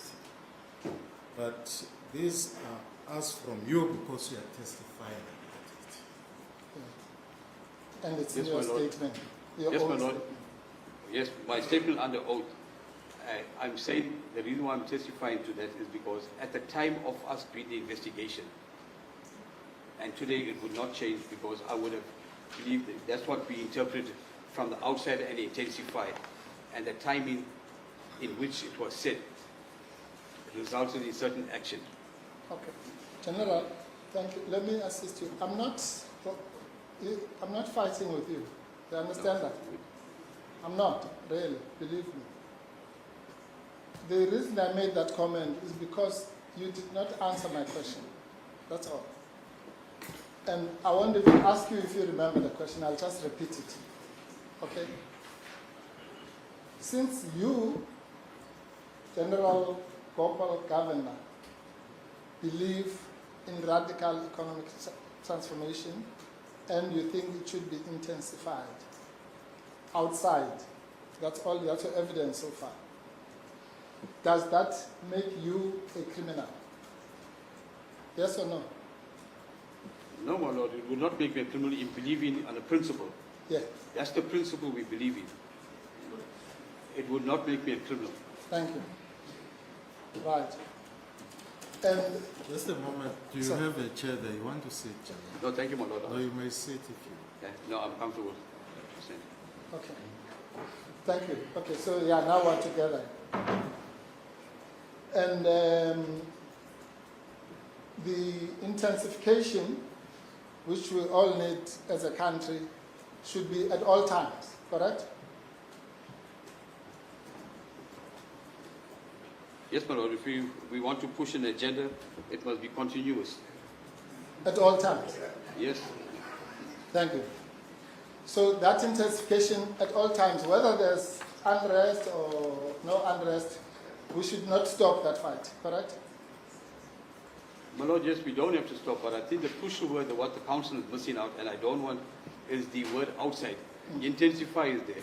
Now, we know the incarceration on the 7th, and then outside on the 8th is a clear indication, but council is purposefully leaving outside and intensify, and just using intensify, the principle. I support intensify the principle even now, but at the timing of when this comment was made, with our ex-president being inside, and she put to intensify outside and intensify, it had a clear outcome. And I think council must just be fair in using that word. I'm not saying agree to me, but both those words has to be part of one sentence in which he crafted a message. Fine. My lord, I'm sorry. I apologize for interrupting. Yes. I have generously allowed my colleague to continue in that line of questioning because I thought we'd get somewhere sometime. The accused is not charged with conspiracy. The accused is not charged with causing anything.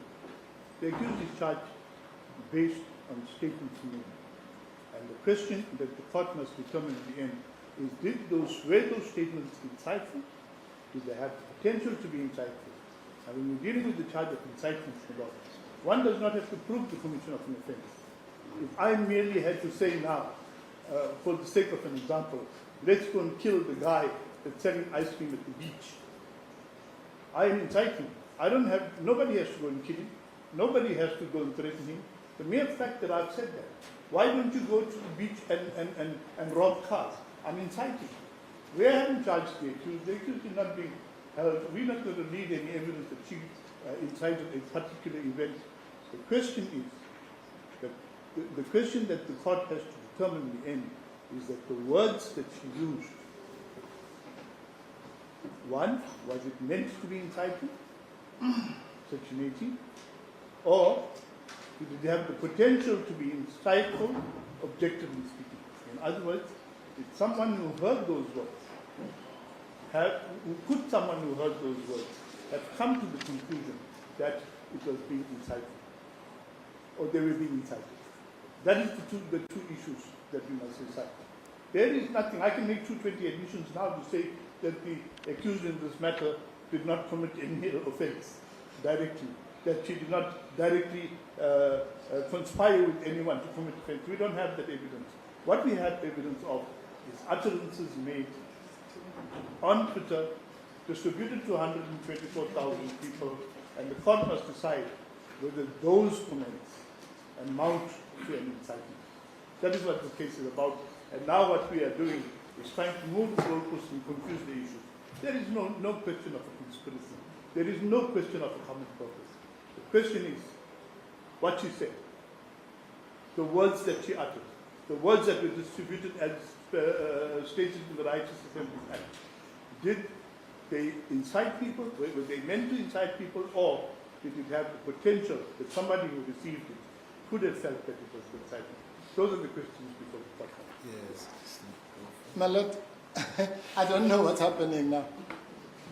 My learned friend is busy arguing the case. We'll do that at the end. I don't know what he's doing. Whether is it an object? Wait, Can I just finish? a moment. Wait. I apologize. I thought I No, was... wait. Sit down. Once he's down, you I may reply. Yeah. Thank you. Proceed. Thank you, my Lord. My Lord, with the greatest respect, my learned friend, what he's doing is not correct. Because he's allowed, of course, as we all know, my Lord, to object to a particular question. And then I respond. But he is not objecting to any question, he's just arguing the case. I don't know which question, if he's objecting to a question, which question. Because all I did was to take the witness on his own statement. I don't know this story about conspiracies. We've moved a long time from conspiracies and common purpose. We are now at a point where the witness has said he has quoted the most important, insightful statements, and we are dealing with one of them. So I don't know what's wrong with that. My Lord, That is your last reply now on the issue. thank you. Yes. My Lord, it is not a matter of arguing the case at this point. I will still argue this case, and there's a lot more that I need to argue. I have allowed my colleague some latitude in his cross-examination of this witness, because I thought we would get to a point. Now, to cross-examine this witness on conspiracy and common purpose, and it goes on, and I'm saying I'm now objecting to this line of questioning, because this line of questioning is irrelevant to the charges that they accuse face. That is my objection. Fine. I believe, let's just tone it down a little bit. So we all know that the accused is not charged for a complete crime. Indeed. It's not charged for a complete crime of what is incitement. It's charged for incitement. So what Mr. Wolf is doing, it's questioning the accused on what the witness and what he has written in his statement as evidence to the crime that the accused is charged with. So far, if perhaps that was not relevant, it will not have been contained in the statement. That's how we look at it. But if he overstepped it, then he will be more than welcome. Surely there is no issue of common purpose. That one might be relevant. But the issue of incitement, how is this statement relevant to incitement? I think he's more than welcome to ask the author of the statement on that. You may proceed, Mr. Yes, God. I'm indebted to the court. General, yes, we're not going to be long on this. You and I have established that you did not quote all the tweets. You just quoted the most important ones, correct? That's correct, my Lord. Yes. And one of the most important ones, the first one actually, of the most important ones that you quoted is this one in paragraph 27, one we're dealing with now, correct? Yes, that's quoted, Yes. and to which I'm not the author. The tweet itself is out of the Twitter. No, when the Lordship says you are the author, he doesn't mean you are the author of the tweet. You are the author of this statement. That's correct, my Lord. Okay? Yeah. Understood. Understood, my Lord. Thank you. So it's your own statement. You signed it before God. You said, please help, so help me God. Correct? That's correct, my Lord. Yes. That's what it means. Yeah. Now, in this statement, you selected this particular tweet as evidence of the incitement. Correct? That's correct, my Lord. Yes. So that's where we are. So I don't know how that can be not relevant. Now, I'm busy saying to you, okay, maybe let me assist so that we move on. I'm going to argue that your theory about this particular tweet is fanciful. There's nothing insightful, nothing violent, nothing to do with looting or anything in this tweet. It talks about the intensification of the radical economic transformation fight, which you agree with. And just so that you don't accuse me of leaving out the word outside, it talks about that fight being done outside. And according to you, said outside means outside of prison. I agree with that. And I'm saying that intensification of the fight outside of prison is not a criminal offense. Would you agree? No, my Lord. Okay, it is a criminal offense.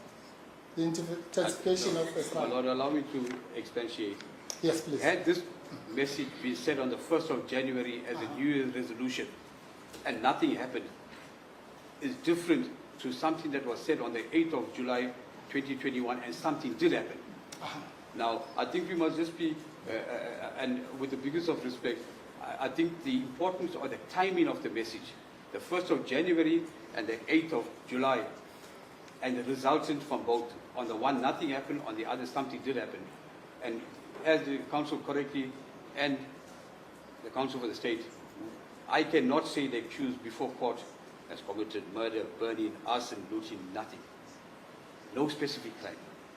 Or terrorism, even worse. You can't say she committed that, correct? I cannot say specific crime, my lord. And you can't say somebody committed those things as a result of anything she did. We've already established that. My lord, I think through my evidence today, it's safe to say we can't, but probably with the evidence that's to come, there might be a link and a nexus of evidence that's still to be laid. Fine. No, thank you. Normally, that is the point at which I should be saying I have no further questions, because we now agree that none of the things happened as a result. But let's just tie up a few things. Do you know, as the national coordinator, why it took 4 years to charge the accused?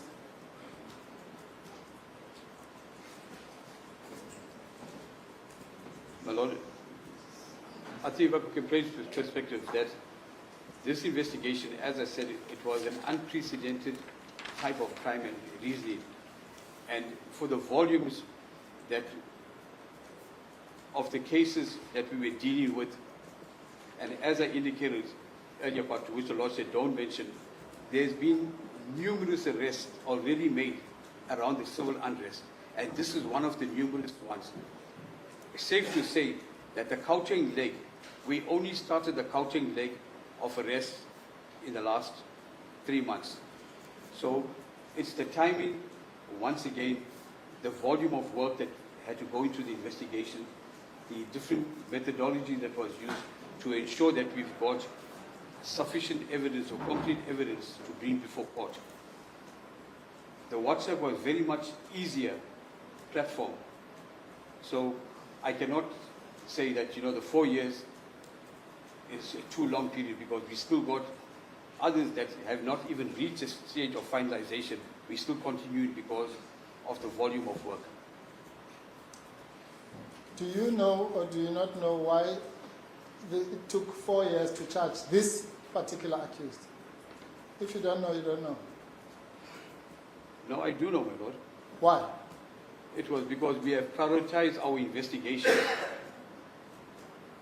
We prioritize our investigations with the accused on the other side. Therefore, this is one of the cases that came after that. You will have seen the Brookside Mall, arrested, convicted, sentenced. Others are still continuing in court, and others are still pending investigation. So all I would say to the court is that, to the Lordship, is that these cases were prioritized because of the volume of cases. So it received attention in this period. Okay, let me ask it differently. Do you know that as far back as,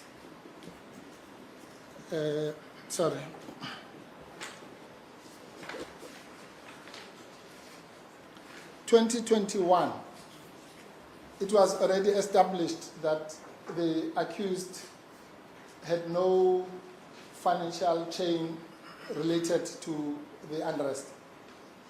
You know that?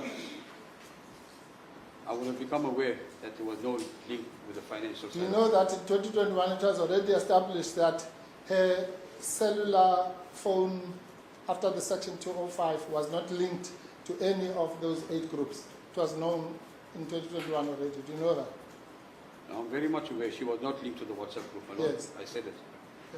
So at that time, the state, or the police at least, I'm not blaming the NPA at this stage, the police at least knew that she was not part of the groups.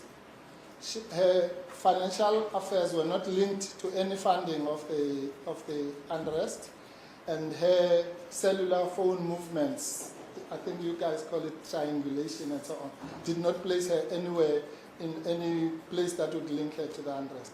That was known by the end of 2021, correct? That's correct, my lord. It was known, and therefore it was not at that point in time more important than the one that we had, where we we're able to link perpetrators and arrest them and charge them and take them. And that's the prioritization that I'm talking about. That at that point in time, 21, 22, probably up to the time she was charged, Yes. we prioritized our investigations. Yes. So, no, that's fine, General. So, am I right then to say, having ruled out all these things that would normally have linked her to the crime, the only thing that we are now left with is what we've just done, you and I, the interpretation of the tweets. Because we now know that you investigated her banking, you drew a blank. You investigated her involvement with the WhatsApps, you drew a blank. You investigated cell phone movement, you drew a blank. So the only thing that's left is the interpretation of the tweets, correct? That's correct, Honorable Bishop, and that would allude to your question, why 4 years later?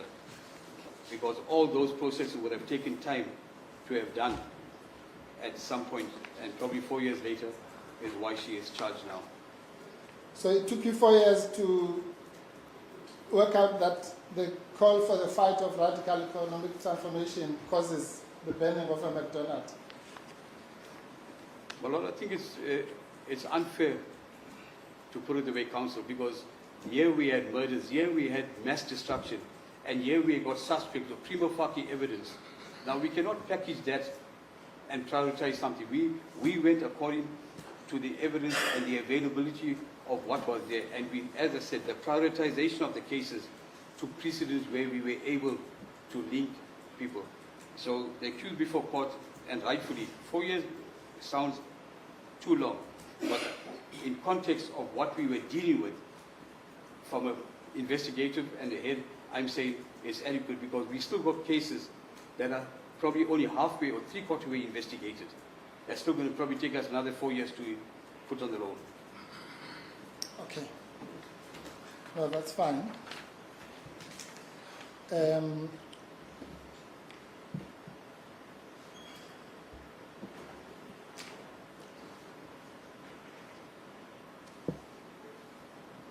It's correct, isn't it, that the genesis of this particular case was the complaint by the complainant, Ms. Trent, or you don't know? I'm not aware of a trend. You don't know Ms. Trent? Trend, no. You don't know the complainant in this case, who it is? Is it, my Lord, forgive me, if you're talking about the lady from, I'm afraid to even mention his name because it might just... Paul O'Sullivan's office, yes, that was it. So I don't know, I think Mary and him. Yes, Mary, but Mary I James. I don't know her surname, Trent. But Okay, it's a lady from Paul O'Sullivan's office, yes. Okay. Do you know that the genesis of this matter is the complainant of the lady that you say is the lady from Paul O'Sullivan's office? Yes, Mary, you mentioned the second name, not Trent before, Trent.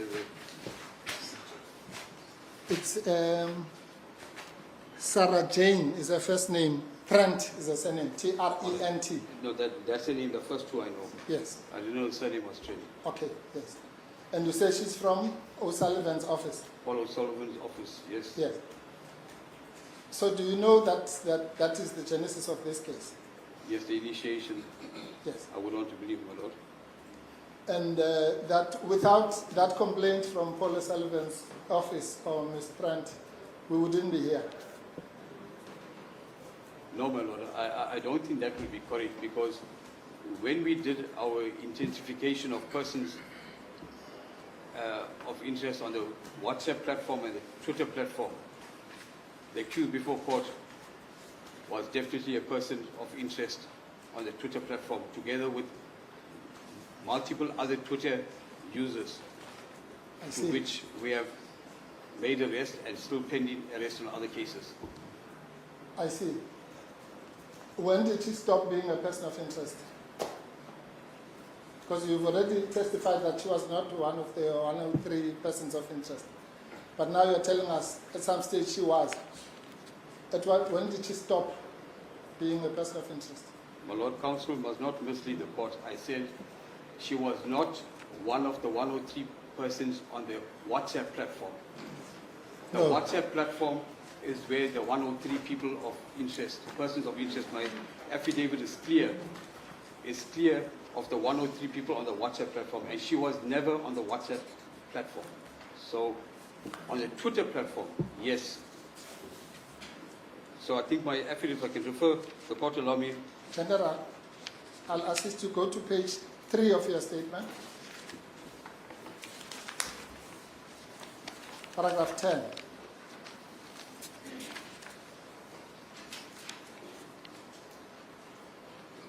Are you there? Yes, correct, my lord. Your investigations that you've done for the past 4 years or so have come up with 103 persons of interest, correct? Yes, Those people are listed on column 1, 2, 3, 4 of your table, correct? that's correct, my lord. Of those 103, none of them is the accused here, correct? That's correct, my lord. Yes. That was, I thought maybe I misunderstood. That was you and I were agreed on that. No, my lord, you're not, the council is not, if you look at paragraph 13 and read paragraph 13 in context, where it says that resulted in us identifying 103 persons of interest attached to the specific 4 grouping on WhatsApp. I Yes. think that is correct. That 103 to WhatsApp, the accused is not attached to WhatsApp. So it's wrong for the council to say that under oath I said this. Paragraph 14 is clear. I think my English is quite clear on that the 103 is to the WhatsApp and not the Twitter. No, General, it's not English, it's arithmetic. I said she's not one of the 103 persons of interest. Do we agree on that? On the WhatsApp, yes, she's not, my lord. Yes. Okay. Now, the question I'm asking you is, are you denying that what sparked or triggered the interest or investigation into her was the complaint from the lady from Mr. O'Sullivan's outfit, company, I can't remember, office, that's what you said. Are you denying that? Can you just repeat? I'm denying what? Are you denying or admitting that what triggered her being a person of interest up to the stage where she's sitting here now was the complaint from Ms. Trent from Mr. O'Sullivan's office? My lord, that was not a trigger for our investigation. Right. So then you would disagree with Colonel Nazo. Sorry, my lord, if I may just.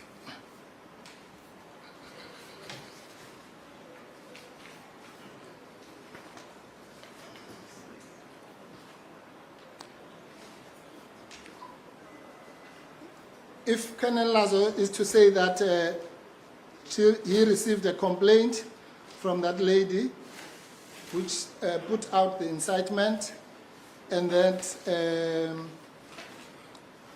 as a result of that, or from the outgoing and with the statement from the complainant, he became of the view that she conspired with others and so on.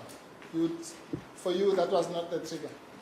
No, my lord, Colonel Nazo is perfectly in order. Remember, he is investigating a specific investigation. Yes, that's what. Me, as the national coordinator, and to which Colonel Nazo did not have information at the national level, to which from the day it started, preceding and going forward, I had information. So Colonel Nazo's affidavit is 100% in order. He's talking in relevance of this specific investigation. The question is, was the accused at court a person of interest to us at the national level before this case? Yes. What do you mean before this case? Before the registration or the complaint of this lady, Sarah Jane. So, when was this complaint registered in your view? well, Lord, it was long after we started there, after the 8th, between the 8th and the 15th, we already, the person of interest, the accused was a person of interest already by then with us. So this James lady's statement or whatever request came after that. The question you asked, was she a person of interest? To me, yes. Colonel Nazareth would not have known that because they did not operate on the national level. Do you remember the question?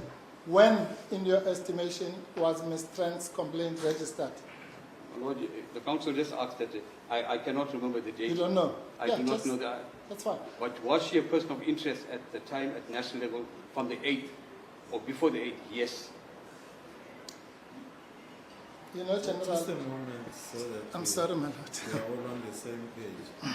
Major General, I was saying that, for clarity, I was saying that the accused before court was a person of interest to you before the 8th of July 2020. Is that what it is? 8th of July 2021. Yes, my lord.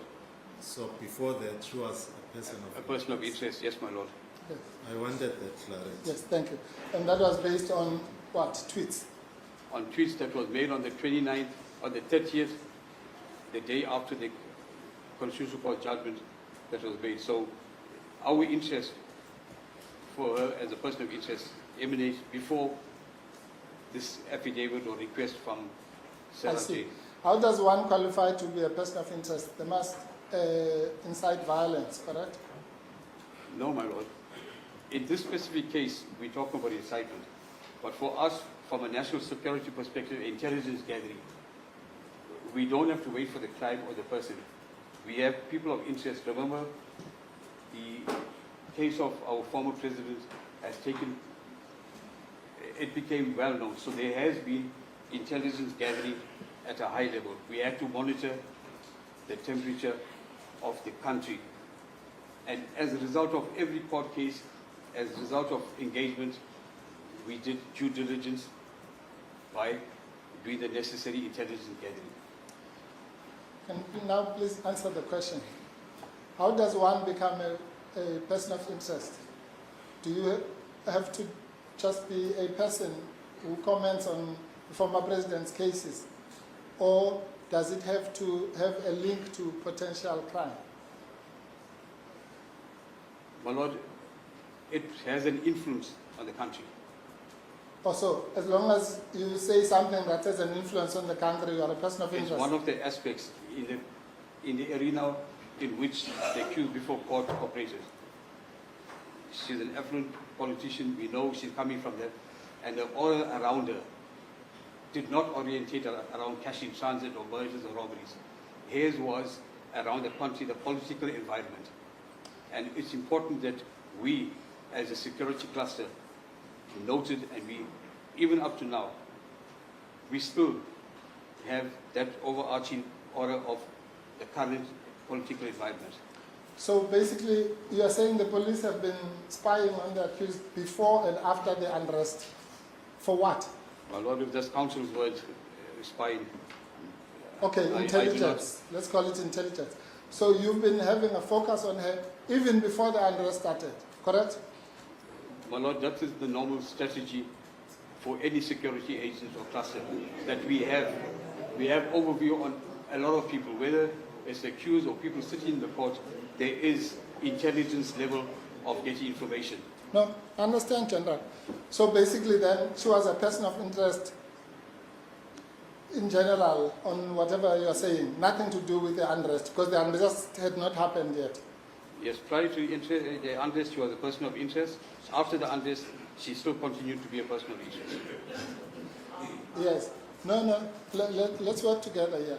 So she was a person of interest for things that are unrelated to this case. Because the things that happen, that have to do with this case only started on the 8th, according to you. But she was already a person of interest, correct? No, my lord. I'm not understanding the counsel when you said, and I'm saying again, the civil unrest emanated from the 8th onwards. Yes. To which she was a person of interest. I quoted two places on the 30th, before that, where she was also, but she has been a person of interest to us before the civil unrest.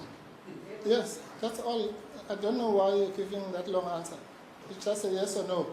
The accused person was a person of interest long before the unrest, correct? That's correct, my lord. Thank you. I believe court order, it's your responsibility to ensure that there is order in court. We welcome public in court, but provided they behave. I appreciate my Lord. All right, no, that's, thank you so much, Chandra.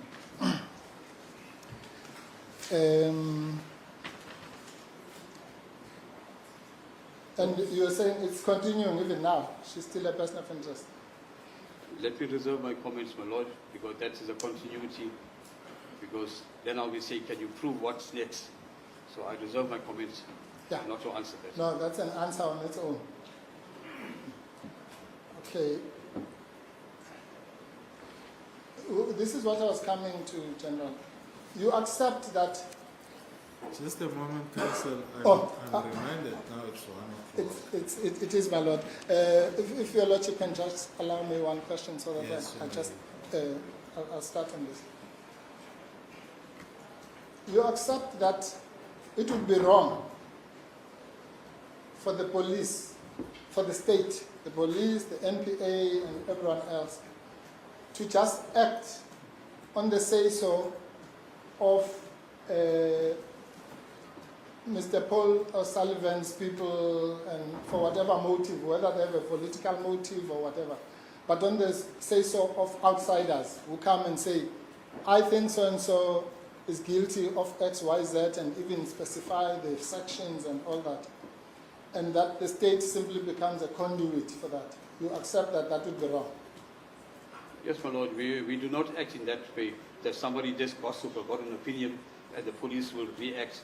We will further verify the veracity of that. Do we have prima facie evidence? Is there circumstantial evidence? Is there sufficient evidence to come to court? And I think that's the call with NPA, what brings us here. So just on the mere opinion of somebody, that doesn't suffice to say that we can come to court or charge somebody. Yes, and therefore it would be wrong, I suppose that's your answer, for the states then to act as a result of pressure from political syndicates or criminal syndicates, you know, the kinds of things we're dealing with in the country right now, correct? Well, it will be correct to follow up on the submission and to verify, and then once sufficient, yes, but haphazardly, I don't think it's right. As counsel says, it's right, you just don't haphazardly take something and run and say we're charging you. Thank you. Let's go, please. My Lord, Thank you. that would be a compliment. I'm indebted to you. We will break for lunch. We'll come back at 2 o'clock. Court of Arrest.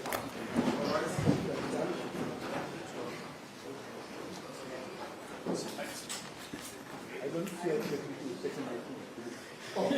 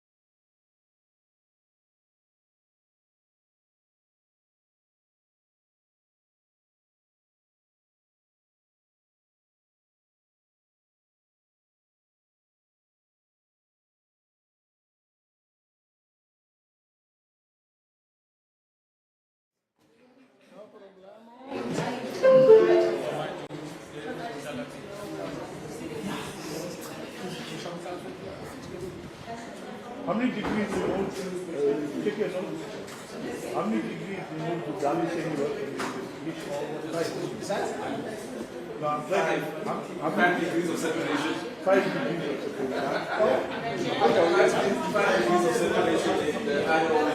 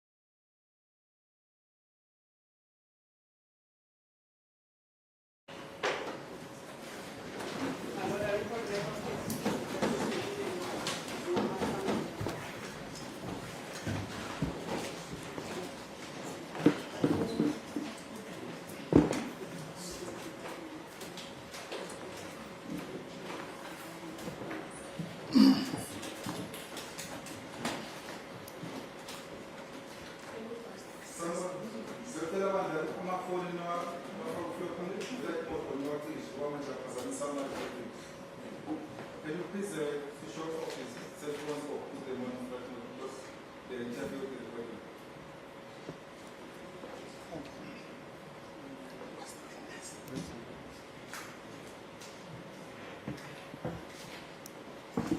Mr. Kanda, wait your witness.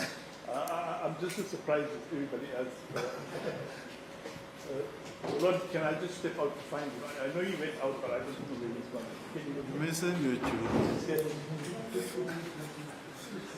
My Lord, I don't have juniors. These are my equals.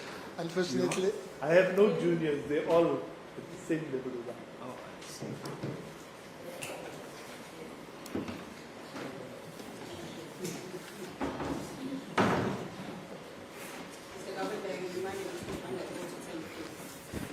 Yes, my lord.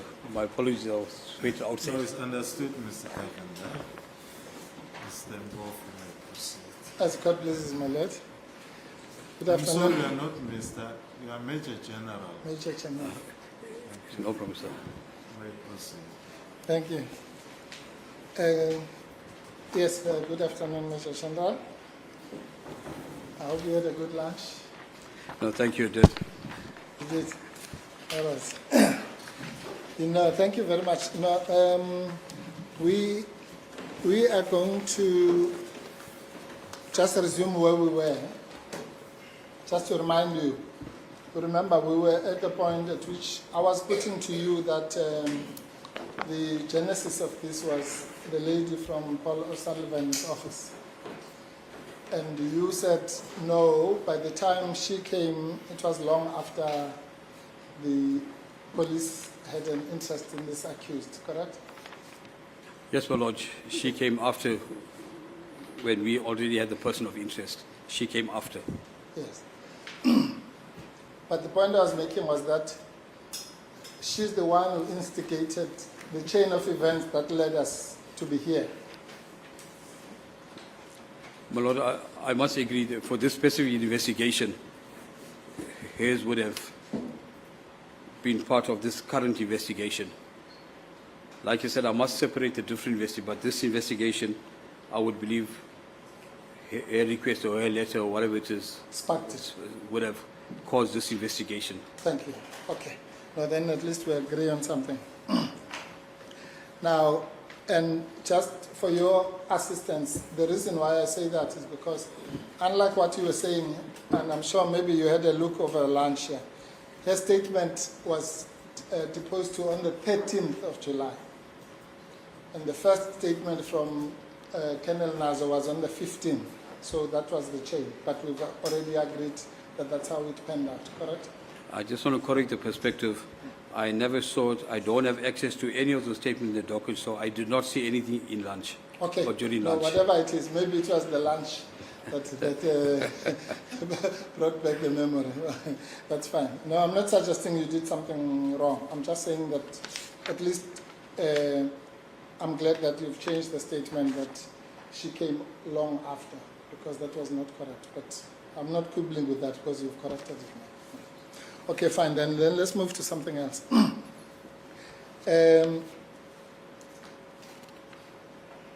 And you've already answered my next question that followed from that was that it is improper for the police to simply mimic somebody's, we don't know what her motive is. It might have been political, but she's going to come here, she'll answer for herself. But you've already answered that as well, correct? Correct, my lord. I did indicate that we won't just haphazardly take out. We'll give veracity to the information that comes through. Yes. Fine. Now, I just want to clarify something. See, as an officer of the court, I have to have a duty not to ask a question that is misleading. I asked a question earlier which might have been misleading, so I want to correct that. Remember, I said, I put to you that the statement on paragraph 27 was the first one that you cited. You remember me saying that to you? Yes. Yes, no, that wasn't correct, my lord. The statement that you quoted first is at paragraph 24. It's the one that says, Makabane isikhathi sokulwa kule nkundla ngomakhalekhukhwini siphelile amandla. That's correct, my lord. Thanks. Okay, just so that we clarify that. Yeah. Okay, now let's go there, because you've said these are the most insightful or the most important statements.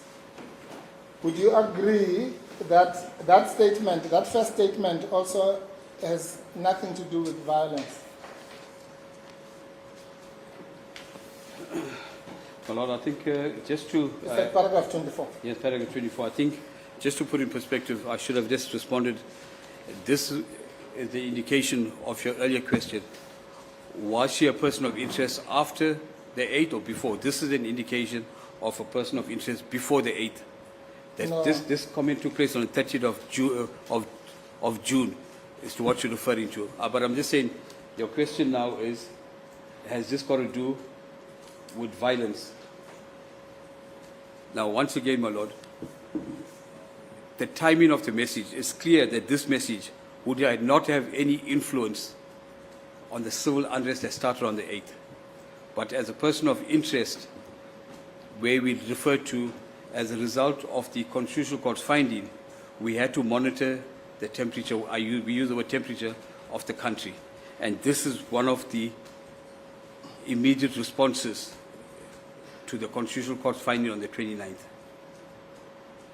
No. I think you are confusing yourself, but that's fine. The Before you Thank you, Madam. answer, I need clarity.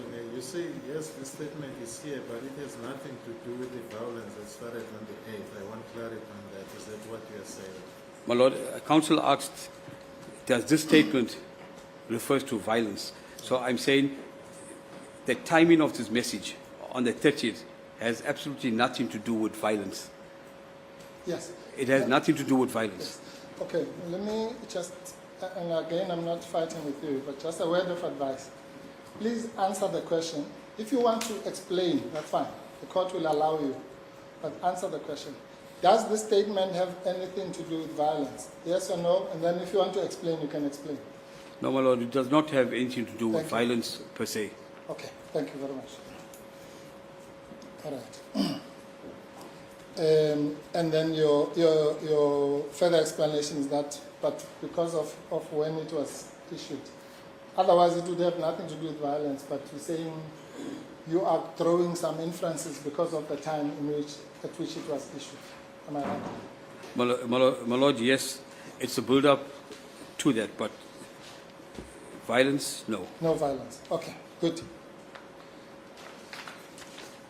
And that statement is, as I said, that one is really the first statement. In other words, in your listing of the most dangerous statements, that is your number one. This is the initiation of what we picked up. Yes. Just answer the question. In your listing of what you've referred to as the most insightful and dangerous statements, this is your number one. No, my Lord.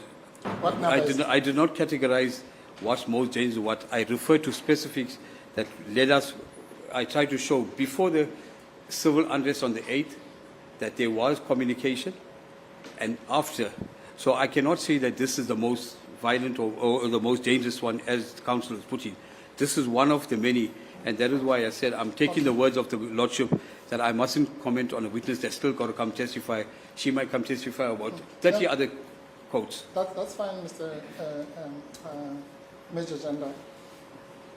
But remember, in the morning I said you only cited the most dangerous and insightful statements, and you said yes. Yes, my Lord. I did say yes to show the court that it wasn't only after the 8th. There was a build-up before and after. I just tried to show the pattern that for a person of interest never came on the 8th. This person of interest was before the 8th as well. Okay. All right. Let me. I'll play it your way then. Okay. Of these statements that you've quoted here, then which one is the most dangerous? You have three categories. You have got this one we've just dealt with. You've got the one we dealt with earlier before lunch. And then you have the We See You series. Let's call it that. Which one of those three is the most dangerous? My Lord, I don't think I want to answer it in the way which is most serious. What I will answer and say, the one of that's referred to in paragraph 27, the immediate response after the incarceration, for me was a turning point or a breaking point. So I see that as very important. I don't know what's dangerous about that, counsel, but for me, it was an important point for us to decide and see immediately after the incarceration, so the struggle continued from outside and would intensify. So for me, I see that as an important point in the timing of the message. Then the third one you refer in I see you or we see you is also equally important, because when photos and videos that was released of burning and looting and we see you and I see you, literally it has one meaning, but in the environment of what was taking place, that cannot be interpreted literally. But I'm saying, for me, the one on 27, I would regard it as an important point for me. Dangerous, I don't subscribe to that word, Council. No, it's not me, Major, it's you. I asked you before lunch, did you pick out the most dangerous and insightful statements? You said yes. Do you remember that? My Lordship, dangerous was your word, not my word. I just answered to No, your... but when you say yes, then it's your word.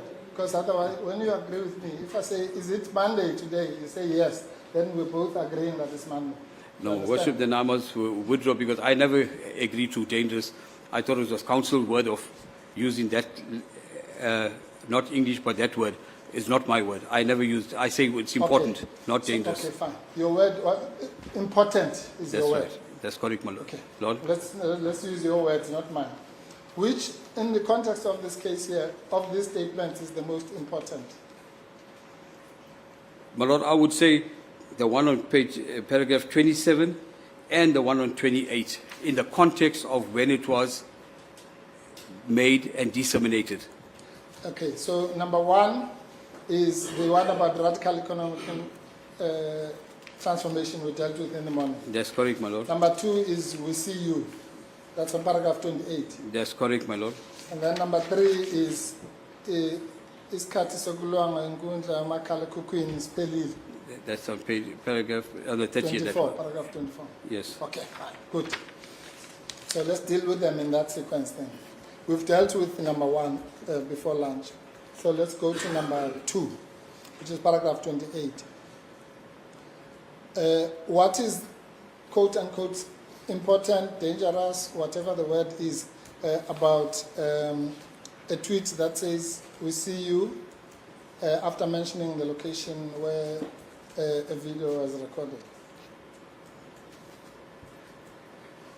My Lord, this tweet, like I just want to place on record where I said somebody else will come, but I'm not saying that person. I'm going to say the tweet emanated from a burning of a premises where the video and photos was trending, buildings was trending, and the accused before court shared that on a Twitter and said, I see you, or we see you. Yes. Now, it became clear, a person of influence, a person of authority, we know at that point in time, she was an influential person in the political arena. We know that she is the daughter of the ex-former president.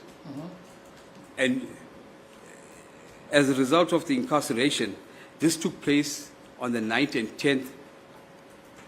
There was many tweets, as I said, 19 tweets, but which one of the 19, obviously I don't have that with me right now, but those words was attached to a scenario that took place already, that went out, I see you, is similar to saying, because I'm going to use a very naive, my lordship, is that if there was a stabbing, congratulations, because let's say an enemy was stabbed, congratulations. The word congratulation on its own is one thing, but in the context of which it was said, will, as though you're encouraging or appreciating the stabbing. The very same thing over here, we see you or I see you, to the burning, is a clear indication of her support to what has taken place. It's a view that everybody must know that she has the support or the blessing. But that's the way it was said. It was said in that context, not as a standalone I see you or we see you.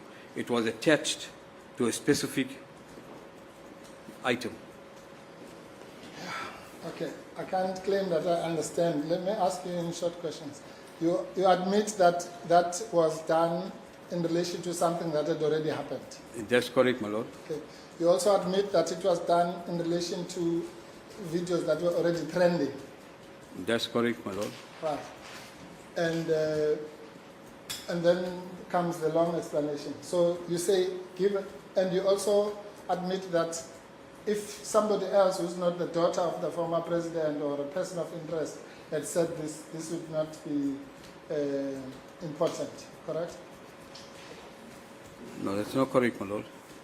Okay, if someone else who's not the daughter of the former president, not a person of interest, had merely tweeted, "We see you," with that video, would they be sitting here now? My lord, definitely, if you look at that specific "we see you" or "I see you" alone, stand alone as the only tweet, nobody will be sitting here. But where there's a build-up of tweets, as I said, it's 19. This could have been number 19 itself. There's a build-up of tweets, and we got to look in the context of that. To stand here and say this alone would not put anybody here, it will be wrong on me. I'm saying the reason why somebody is here is as a result of preceding tweets as well. Okay, so if someone who's not the daughter of the president or a person of interest had tweeted, "We see you" 19 times, they would be sitting here.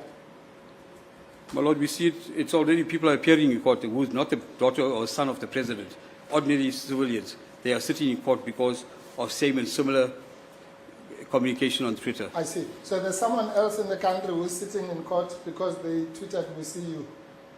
No, not these exact words, Yeah, well. but use the Twitter as a platform for taking, but not these words here. Yes, but please, Major General, we're talking about this particular accused.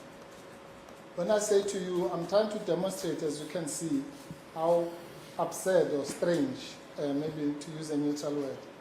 And you said, no, but there are many other people. So when you say that the court must now believe that she's not being singled out, there are many other people in the same position. And I'm asking you, is there any other person in this country, South Africa, who's sitting in the dock because they said, "We see you" 19 times, 100 times, 200 times, whatever?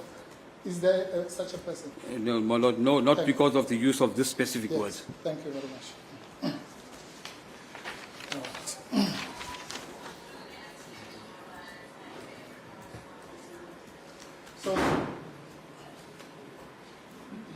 So from that we can conclude the following, from this evidence we've just given now. The accused is sitting here because she tweeted, "We see you" more than once. She did so in relation to videos of something that had already happened. And she's a person of interest and the daughter of the former president. That's the collection of factors that made her to be sitting here, correct? My lord, if that's the council's opinion, I want to say his opinion is that. But what is not correct, and I think I must just clarify that I did not say what you are saying, that these words are appearing on multiple tweets. I'm saying there are preceding tweets to this tweet that would have given rise. Not as you said that the same word "I see you," "we see you" is used in 19 tweets. No. It's a build-up of the tweets I mentioned that would have given us reason to say that the context in which what was said has an influence or incitement side of it.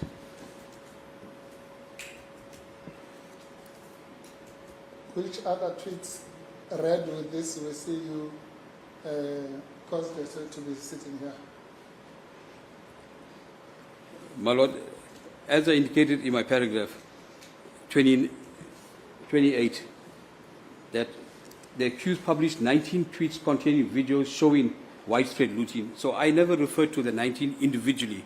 I referred to a specific one which would have given credence for us to say that use of these words had an influence or insightful meaning in the context or the environment of what the looting was taking place. And if I may add, my lord, between the 8th and the 15th I referred, but the 9th and 10th, we saw the absolute disaster of South Africa crumbling in, when the majority of the murders and the burning and the looting took place in that first 72 hours. Okay, just so that you don't get the wrong impression. Everybody accepts, myself and my client, accept that there was widespread violence. Okay?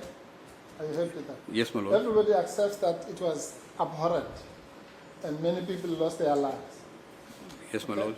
Everybody accepts that that should never have happened. Okay? Yes, my lord. The only business that brings us here today is not all that. That is bad, and history will show that it's bad. The only thing that brings us here today is whether this accused person, Ms. Sambudla Zuma, is guilty of inciting all those bad things or not. You understand? That's correct, my lord. Okay, so let's just be clear on that. Nobody is belittling what happened and how bad it was. Okay. Now I'm asking you again for the last time. You say at your paragraph 28, the accused published 19 tweets containing videos showing the widespread looting, protest action and destruction in KwaZulu-Natal and Gauteng. In most of these tweets, she states as follows: I see you or we see you, after mentioning the location where the video was recorded. It's very simple. So the majority of those 19 tweets were with we see you or I see you, correct? Yes, Yes. more than one tweet had that, my No, lordship. no, no. Most of these tweets doesn't mean more than one tweet. It means the majority of those tweets. Am I right? That's correct according to my affidavit, my lord. Yes, thank you. Now I'm saying, if we then accept that the majority of those troubling tweets had these words, we see you and I see you, I go back to my question. What in that incites violence? My lord, once again, take out these 5 words and look at it. You see a picture burning or a murdered deceased on the floor. That's a picture. But add the words in the environment of this unprecedented uprising. It adds value from a person of influence. Had it been of an ordinary layperson with no disrespect to an influential somebody in the environment. So the tweet must be read just not as we do it today, I see you, we see you. What was attached to it will have an influence or an inference to why we are here today. Yes. Okay. I was going to ask you another question, but you've just said something very serious. So you're saying the accused, one of those tweets had a murdered person? No, I'm just referring, as I say, if it's a burning building or a deceased, there's no murder deceased shown So on why that. did you say that? I'm just giving an indication to look at the pics. If you look at a burning building or a deceased and attachments, so they attach the words will influence what's on the pic. Because now we're only looking at words. We're not referring to the actual pics of itself. Okay. If I got to withdraw deceased, let me withdraw deceased, burning buildings and looting. Okay. No, I was just worried about that. And maybe you can explain to the court, when you say something is trending, you mean thousands and thousands of people are posting it, correct? That's correct, my lord. Yes. So what she posted was already trending. In other words, everyone else was doing it before she did it, correct?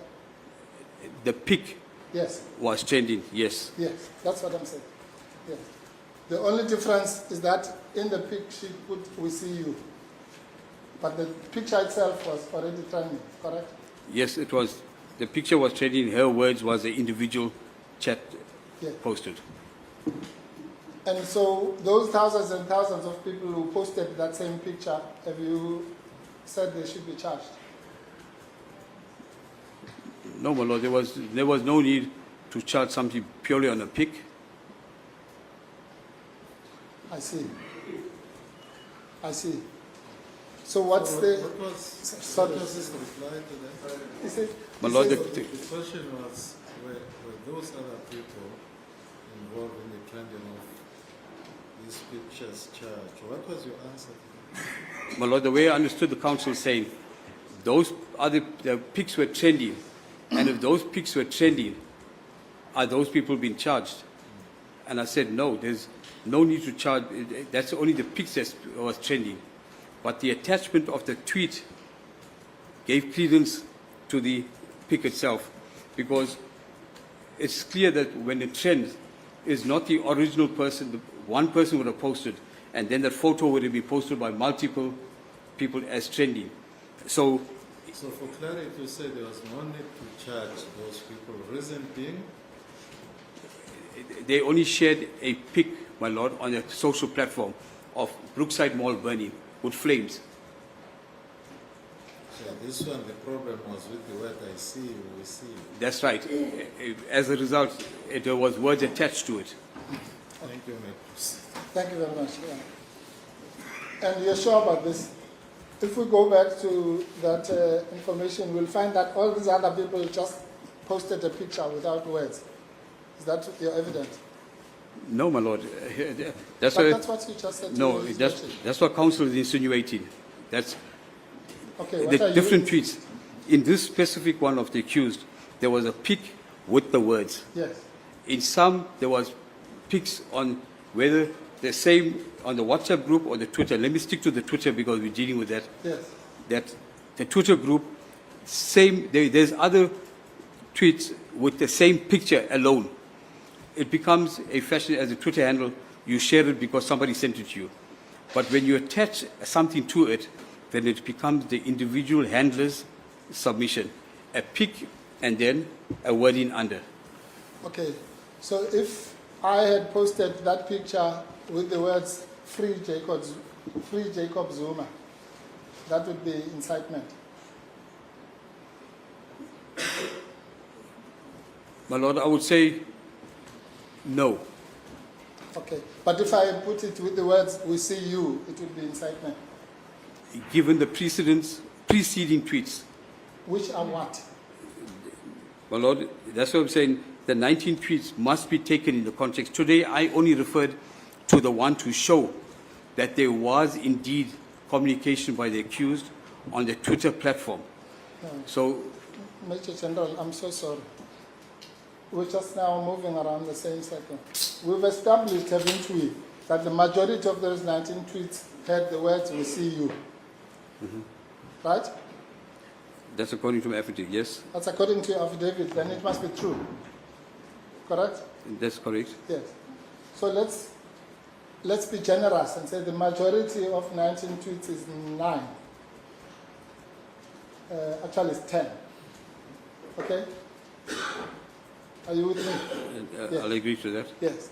So please tell the court, apart from this repetitive, we see you, we see you, we see you 10 times minimum, what was contained in the other 9 tweets that makes you to give this answer that you are giving, that it's only dangerous if it's seen with the other tweets. So let's forget the 10 that say we see you.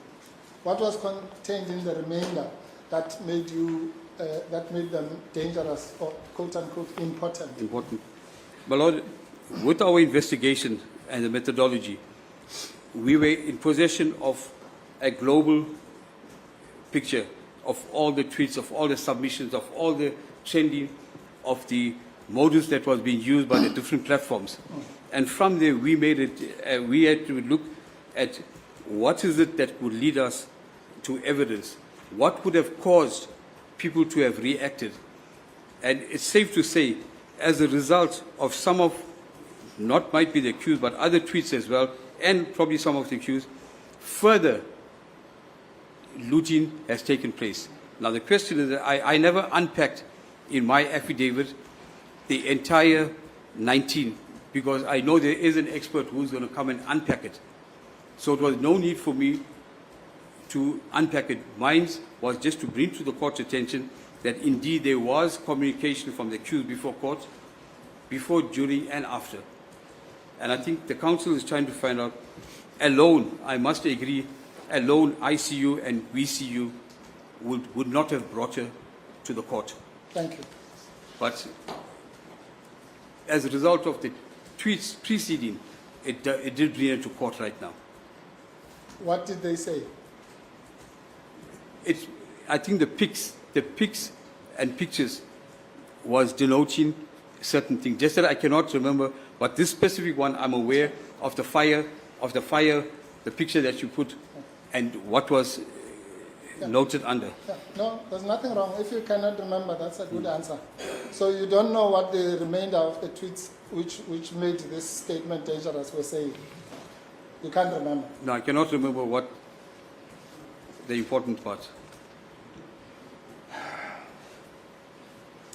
Thank you. Well, I can tell you for free that I don't know how many experts may come, but nothing more quote-unquote important or dangerous was said in those tweets more than what you have quoted here. What, do you have to comment? My Lord, if that's Council's opinion, I think let the experts come and Okay, present to court. fair enough. Right. Now, sorry, my Lord, I'm just looking for my notes. Where's my yellow page? It's here. Sorry, I'm sorry, my Lord. Then, just to clarify something, when I said that the accused was not one of the listed quote-unquote persons of interest, you said the persons of interest only related to WhatsApp. In reference to paragraph page 3. Yes, to paragraph those. 10. Paragraph 10. That's correct, my Lord. Yes. And what is metadata? What is? Metadata, the word you used in paragraph 10. You said the following WhatsApp chat groups were identified and metadata revealed the following. Is what we, from WhatsApp, where we were able to recover from cell phones that were seized, from WhatsApp groups, we were able to get the communication, who sent it, what metadata is the communication, who sent it, when it was sent, the timing, the info. When you go on your WhatsApp, it's information, under information tell you date, time sent, who read it, what time it was. So that is metadata, my Okay, Lord. that includes metadata from Twitter, correct? No. This was only with WhatsApp, No, Twitter was not involved at all. not on this chat groups. This was only done with the WhatsApp group. I see. So when you said paragraph 9, that's on page 2, through the use of conventional and unconventional methodology, I'm reading from the middle, Malo, we managed to identify the following national groupings that were using social media platforms such as WhatsApp, Twitter, Telegram, and IMO. Must we read that to only refer to WhatsApp? No, my Lord. I think you must, my Lordship, Council must just be fair. And it says, through the use of conventional and unconventional methodology, we managed to identify the following national and provincial groupings that was using the social media platform, such as Yes, WhatsApp, Telegram, Twitter, and IMO. yes. So the references, the there's different, more. no, allow me, Council, that the platform that was used, I'm placing in perspective the different platforms, WhatsApp, Twitter, Telegram, and IMO. Right. So nowhere does it says over here, the metadata that I referred on to 10, paragraph 10, was in respect of the WhatsApp. No, that's not what I said, sir.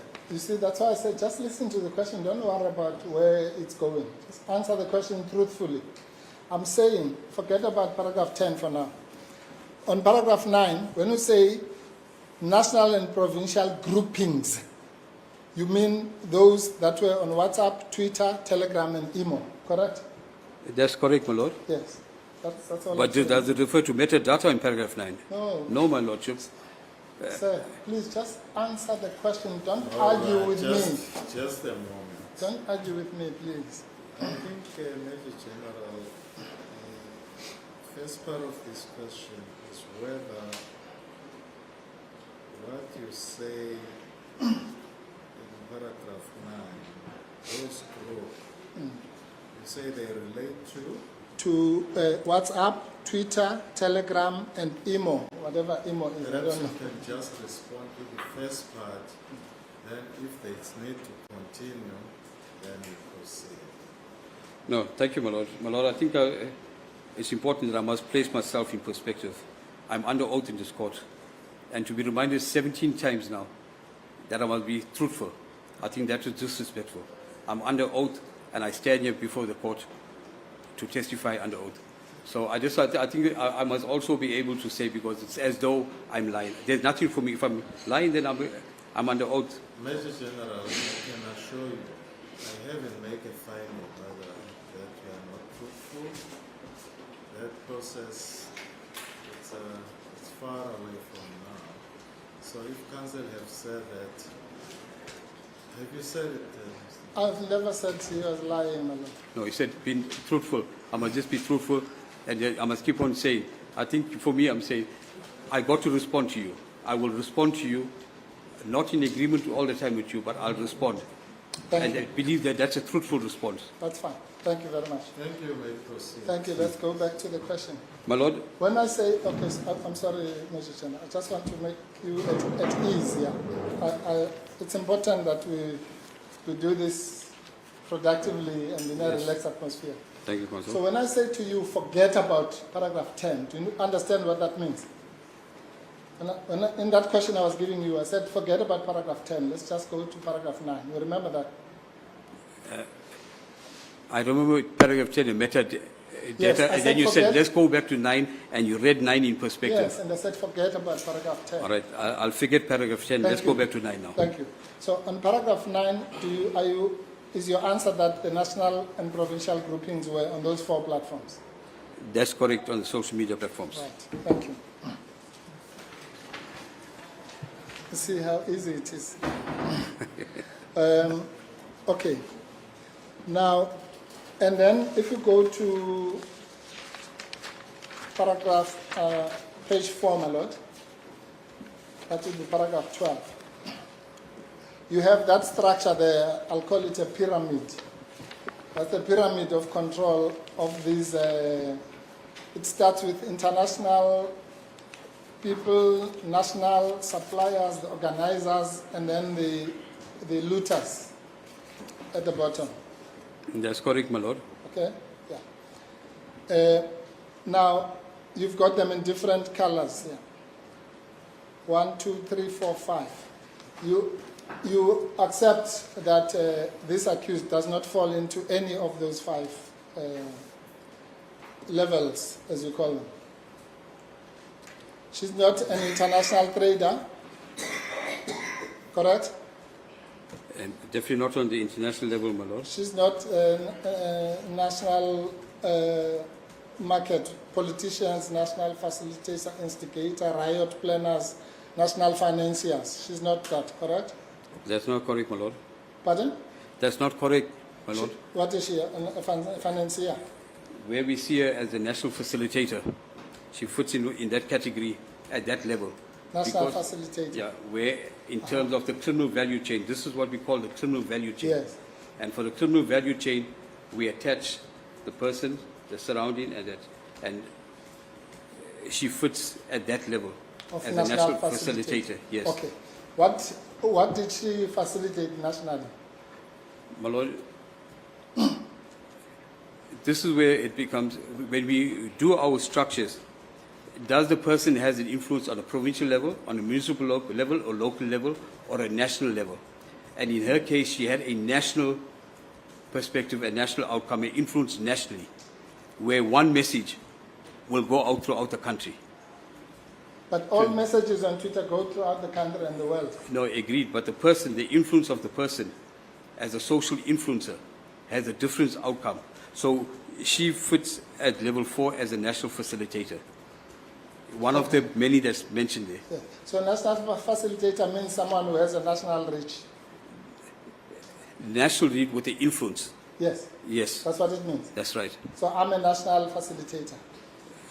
Because of your status as SC, yes, what you say will go. Now, with myself, cannot be a national influence because we are not at that level. Okay, so that's what it means. You have people who follow you nationally. That's correct, my lord. Okay. So it's not a chain of crime, it's a chain of influence. My lord, yes, it's a chain of influence. It's the same as a syndicate. You get a syndicate leader, the number 2 or number 3, and then each one got a structure and a rank and file. Yeah. So, but I'm just using that, but in terms of this, as you alluded, it is a chain of influence. Yes, it's the same as you say, a syndicate. It's also the same as a church. Yes, that's correct, my lord. So it could be anything. As long as those who have national influence in a church will be called national facilitators in your language. No, but in the criminal value chain, Aha. there's a difference that the church is not a criminal, or unless I'm wrong. Yeah. But this is a criminal value chain that we're referring to. That's the point. That's what I'm trying to get you to. So I've asked you why is she a national facilitator. All you told the court is that because she has a national influence. Where's the criminal value chain in that? The position of, or the identification as a national facilitator on its own is not a crime.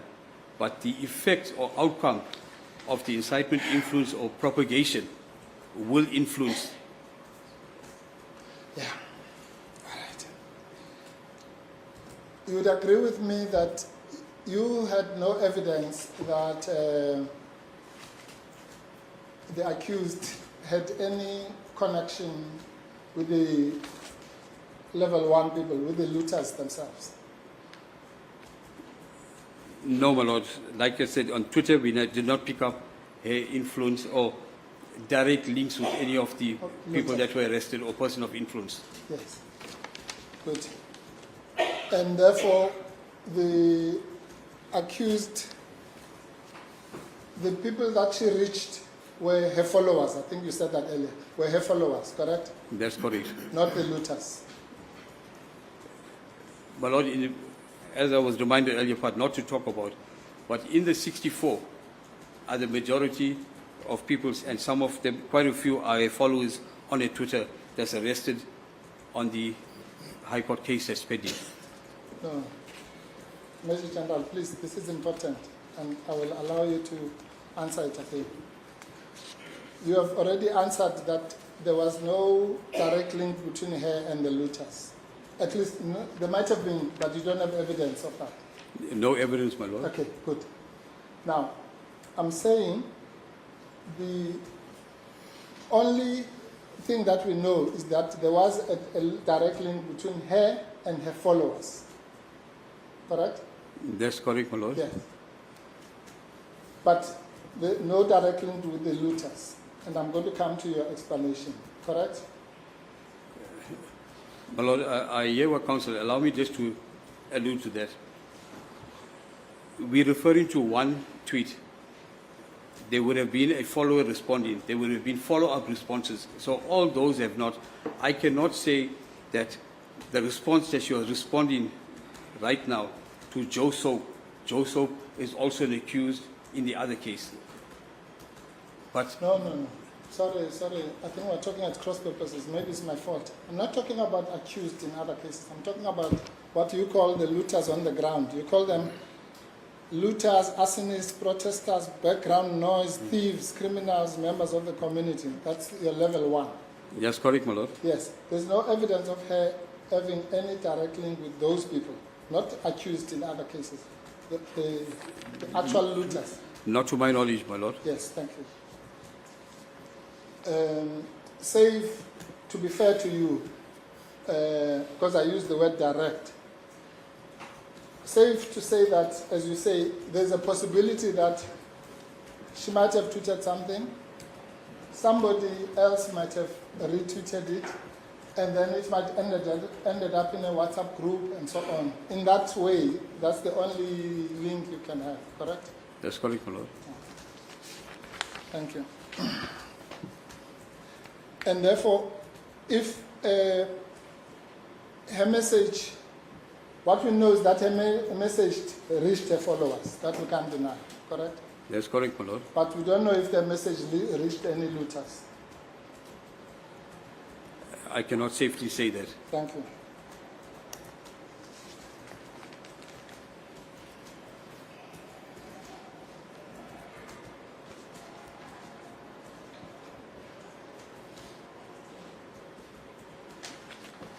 Right.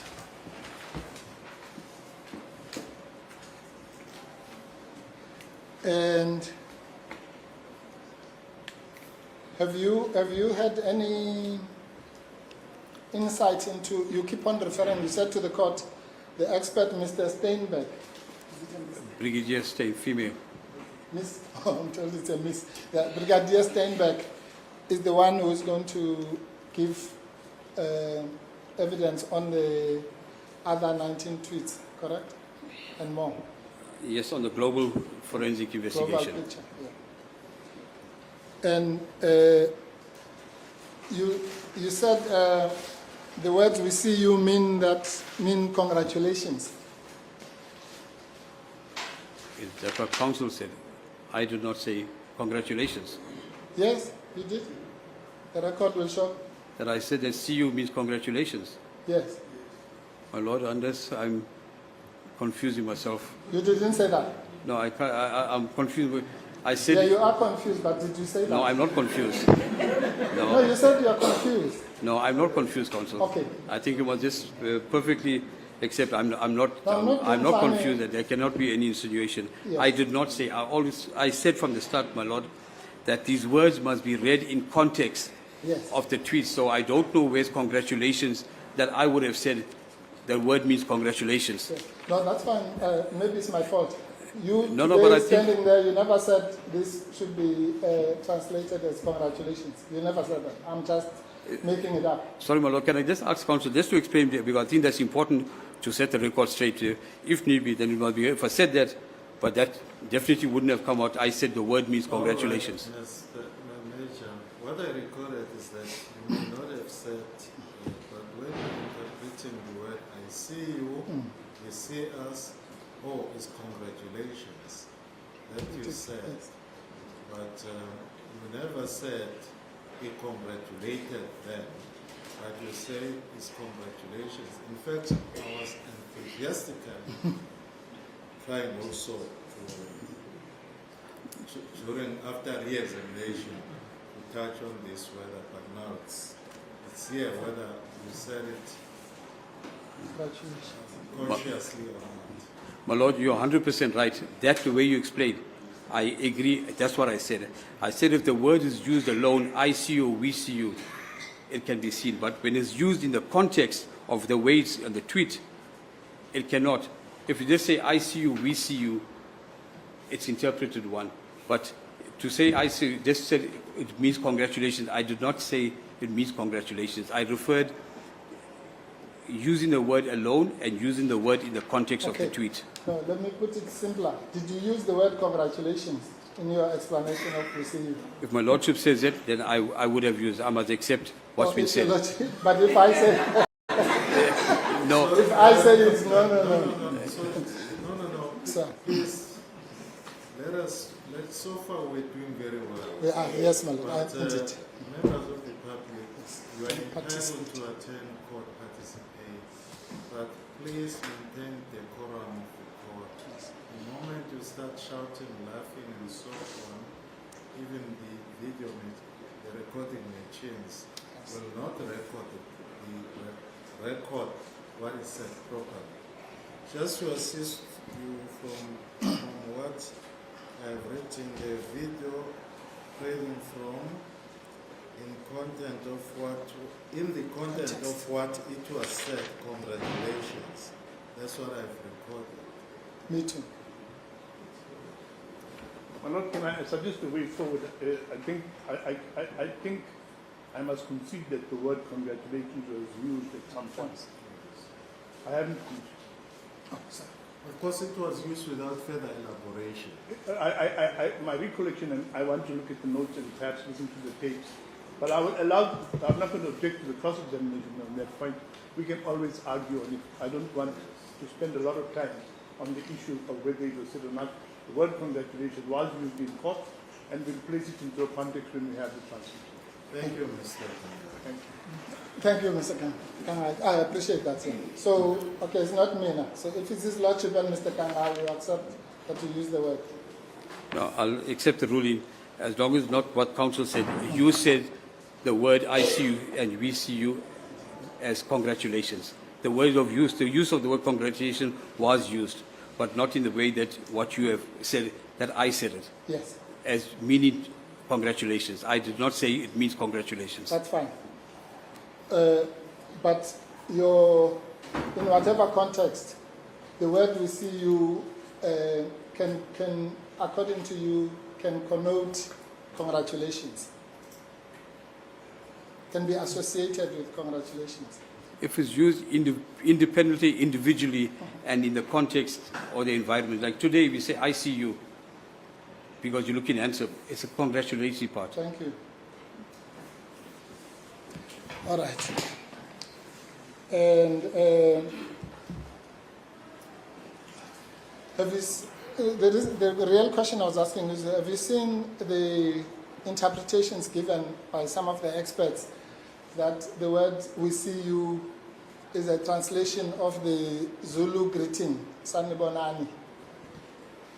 No, my lord, I do not have access to the affidavits itself. In the broad investigation, I would have, but what's before court, I thought it was prudent that I do not involve myself with the affidavit. So I have not seen the experts' affidavits as such. Okay, fine, I accept that. Would you agree then with the state's experts who say that "we see you" or "I see you" means Sanibonani or Sawubona? My lord, with a little Zulu and understanding, Sawubona is the greeting. But to say "I see you," I don't comment myself. I do not know the transliteration of that word from Zulu to English. All right, but okay, if those experts are correct that Sanibonani means "we see you," then you would at least agree, even with little Zulu, that when someone says Sanibonani, they're not saying congratulations or anything. My lord, to me, Sanibonani, someone, it's greeting. It's greeting somebody.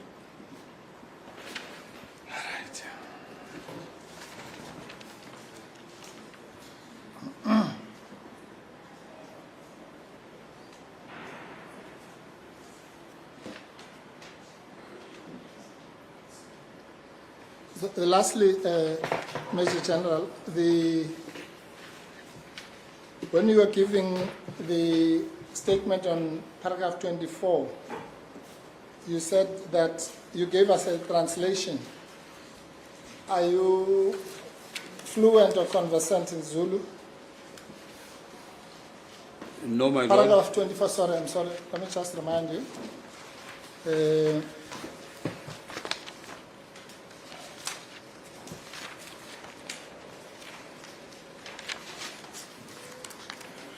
You said the words "makabane isikhathi sokulwa kule nkundla ngomakhala ekhukhwini siphelile amandla." Then it says, loosely translated into English, the statement means, comrades, the time to fight in this arena with a mobile phone is over. Power. Is that your translation? No, my lord. It's the investigation team, the national investigation, where I was a coordinator. Remember, I'm not an individual on the team. We had experts, we had investigators, everyone. So this translation was people who were of Zulu origin that would have referred to that this is what they are trying to say in the context of, once again, of the civil unrest. Because this was made before the civil unrest, this was made in a context. So it was a group of investigators, I want to say, of Zulu speaking, Xhosa speaking, that we were together. I'm not fluent in Zulu. I must just respect that. But this, I would have got it from somebody who would have narrated what it means. Is that statement in Zulu? I would believe, my lord, that is Zulu. And what do you mean you would believe? Could it be Setswana? My lord, knowing that the accused before court is Zulu, I would believe her language would be Zulu. I must just respect that. And that's the way because I don't read and write Zulu, I'm saying I believe, to your answer, I believe that's Zulu. The only reason you believe it's Zulu is because she's Zulu. Yes, she's Zulu, and Isikati, I know it's time, and Sipilele, it's finished. There's kitchen Fanagalo Zulu bimlo a little bit, but I believe it's Zulu because she's Zulu orientated. No, I understand that. You're simply saying the only reason you can say it's Zulu is because she is Zulu speaking. I would say that, my lord. Yes, number one. Number two, the translation is not your translation. No, it's not mine. I crafted it when I was informed, or as a team, that this is what it loosely means. Yes, that's what I mean. In court, we call it hearsay. So the translation is hearsay. My lord, if that's hearsay, then I must accept it because this is not my translation. Yes. I did not translate it in that way. You can't vouch for that translation. It might be completely wrong. Correct? The possibility it could be, my lord. Yes. And so why did you not indicate to the court that this translation is hearsay borrowed from other people and you don't actually know what that phrase means? My lord, I don't think that's fair. When we craft in an affidavit under oath, that what counsel is now putting on the cross-examination, is that my evidence? If it's not my evidence, why would I put something that's not my evidence? I put it there and you have the right, yes, I'm saying to you that it's not my translation directly. I did not translate it. It was part of a bigger grouping. But for me to say why it's not in my affidavit, I felt it's not necessary because there's not evidence for me. I just encapsulated what was loosely translated to mean that. So I cannot say, I must tell the court that is not true, is not correct. That's not my evidence. My evidence is to say loosely translated into English. And that's what I did, my lord. Okay. But you understand what I'm saying? Without this cross-examination, the court or anybody else, any reasonable person could have been left with an impression that this is your translation. Do you understand that? No, my affidavit, you correctly saying, they would assume it's my translation. Yes. Thank you.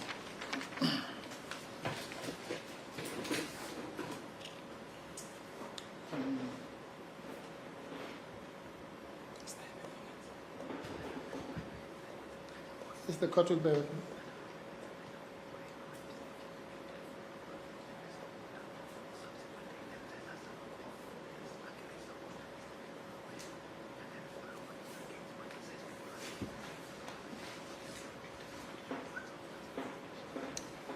As God pleases, those will be the questions.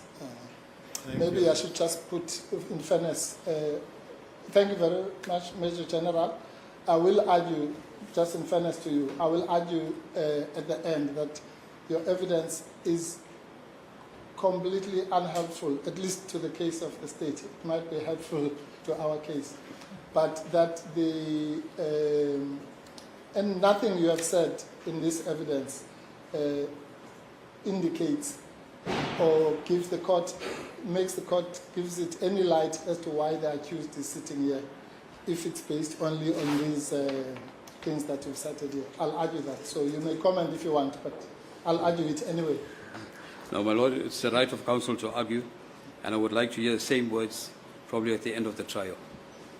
Thank you, my lord. Thank you, Mr. Kanga. I'm not sure you want to start with the re-examination. My lord, I will not be very long. It is now 3 o'clock. I should be over by 3:30. General Governor,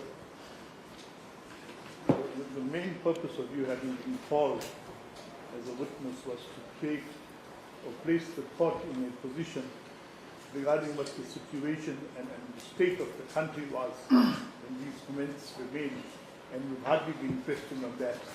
So I'm not going to re-examine you on it at all.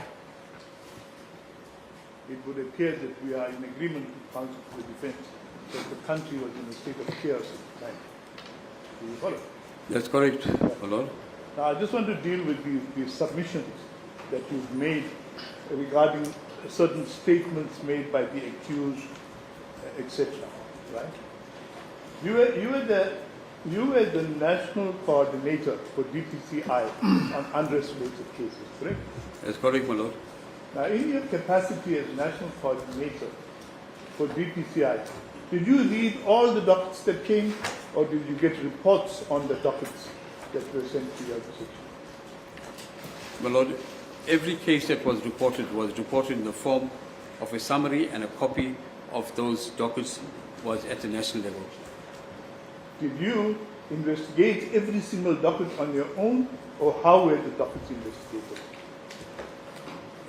My lord, as a national coordinator, there was a team that was made up of the DPCI, the Greater Mother Body, NPA.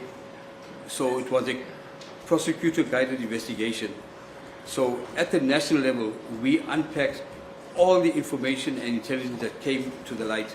Every case was reported, or whatever intelligence gathering, we packaged it to support the provinces, because we had a global view of the country as opposed to a provincial view or a station view. So the investigation that was done was placed in the group, discussed, interrogated, and the best methodology is what we advised the people on the ground to follow. Now, once you had advised the people on the ground to follow, did the dockets come back to you after they were investigated, or did that responsibility fall to somebody else? My lord, it stayed, if it's in the case of KZN, General Sedona, the head of the Hawks, was there. He was responsible for all those investigations. So those things stayed at the province. But we had oversight because we were having weekly meetings and monthly meetings, because we not only reported to the police, we also reported to parliamentary level and different levels going forward. Now, at your level, as the national head of the past team, as it were, that was investigating these unrest cases, were you the ones who made the decision to place the matter on the courtroom, or did somebody else make that decision? No, my lord, we advised and we had meetings. In the case of KZN, we sat with the KZN team, we advised, we took their side of the investigation, and once that, it's the DPP's office in consultation with the investigator or investigation team made a decision to prosecute or not to prosecute. So can I, let me see if I understand it. So at your level, your function was to look at a docket at the outset that had been received and determine whether it was a docket that required further investigation, correct? That's correct, my lord. And then you sent it further down to somebody who would actually conduct the investigation and make and either place it on the roll or decline, correct? My lord, I think to place it on perspective, the national coordination, we did the investigation. The provincial teams did the finer tuning and the docket and preparing the docket for court purposes or referral to the DPP's office. So at the stage when you looked at these comments that you recorded in your statement in paragraph 24, 27, and so on, at that stage, what was the level of investigation into those dockets? Or let me state it more directly. Had the investigation been complete, or was it going to be referred for investigation? No, it was not complete, my lord. It was going to be referred for further investigation to the provincial levels itself. So I'm not going to ask you to award prizes to the comments about which was first and second and third, right? I think that is not a good exercise to do. But these that you put into your statement, what effect did they have on you? Did they inform you perhaps, or did they guide you perhaps to say that this topic needs more investigation? How did it go? My lord, the mere fact that the comment that was made on the 8th alone was for information purposes, but for evidential purposes, we had to go, the investigators had to go a step further and do the necessary investigation to prove that that statement made on the 8th was indeed made from an original Twitter or a fake Twitter, Was it from the accused or not from the accused? So the mere sharing of that one Twitter was not at that stage evidential, but for information. We had to take the information and intelligence and craft it into evidence for court purposes. And this is where the team from KZN would have crafted that information and intelligence that we had into evidence to where we are coming today.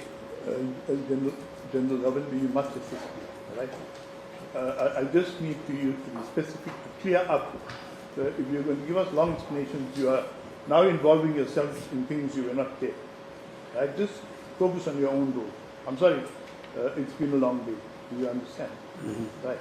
So once you had departed with the docket and dispatched it, you had no further interaction with the docket, correct? No. My lord, with the greatest respect, my learned friend knows that he can't do that. He can't ask leading questions. He's putting the purpose. I apologize, my lord. I'll rephrase. After the docket had been dispatched, did you have further interaction with it? Not with the investigation itself, my lord, but with the team that was overall, the overview of all the investigations, but not specifically going into the docket, inspecting the dockets, no. Did you get the report back on the progress that was being made? That's the progress, that's the word, progress report we were getting. All right. Now, let's talk about this question that was raised to you about whether you were able to link any of the looters directly to the accused before court. We were told in evidence that the accused has about 124,000 followers on Facebook. Do you recall? That's correct, my lord. Was there an interrogation done on each and one of those 124,000 to determine whether they felt or they fell within the contract of looters or some other place in the hierarchy? On Twitter, 150 Twitter followers. No, my lord, I'm not aware that the 124,000 was interrogated the way it's been asked. Now, you mentioned earlier that there are several cases on the court rolls in KZN. Some of them have been finalized and some of them are still being investigated. You mentioned that was a similar position outside this province as well. Do you recall it? That's correct, my lord. Now, what I want to ask you about, are you aware or perhaps can you comment on whether at any stage the interaction between the different role players in all of these dockets was being considered? So that didn't go to the first one? Was there any investigation to determine if there was any interaction between the role players in the different cases? My Lord, perhaps if I can simplify. Lord, I object to that. Oh yes, maybe it will be. Yeah, maybe it will get rid of the objection. You were up to the extent that you were asked what took so long to bring the case of Ms. Sambudla, Zuma-Sambudla, to court. You said that there were many investigations. Do you recall that? That's correct, my lord. Now, the question that I'm putting to you, was there a cross-investigation done between those many investigations to see if all the people who are implicated in some way are actually linked with each other? That's correct, my worship. On paragraph 14, I think I clearly alluded the different groupings that were, I said, persons of interest and the number of people that were linked to multiple groupings. So that would have been cross-cutting from the one to the other grouping as well. On paragraph 14. In the circumstances of that investigation, could any investigation have been completed if another one was not completed?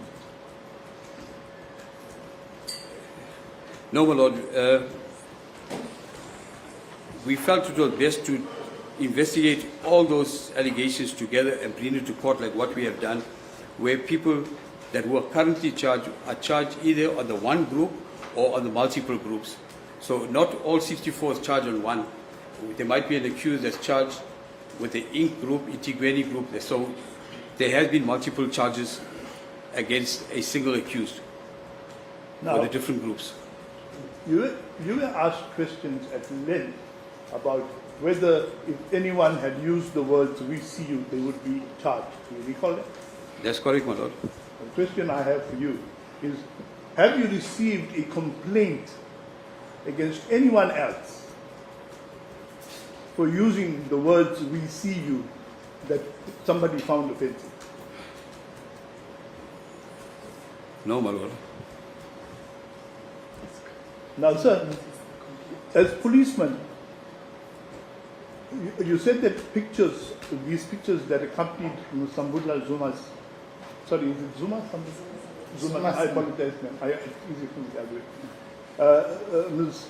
Zuma-Sambudla's tweets, these pictures were being circulated by other people, correct? Trending on social media. That's correct, Right, my lord. that's the word, right.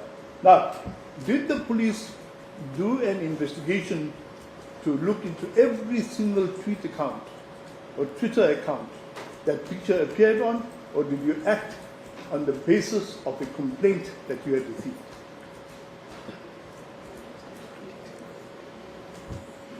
My lord, in terms of pics on Twitter, when it's shared as an original pic, it will show. And then if it's reshared, it will say reshared, meaning that that person did not send as an original. It was a reshared pic. So we do not do each and every one. Let me be more specific. Did you investigate any account or any person who posted those pictures for whom you did not receive the complaint statement in the form of an A1 statement? No, my There lord. was no document. No. Did you receive such a complaint in respect of Ms. Zuma-Sambudla?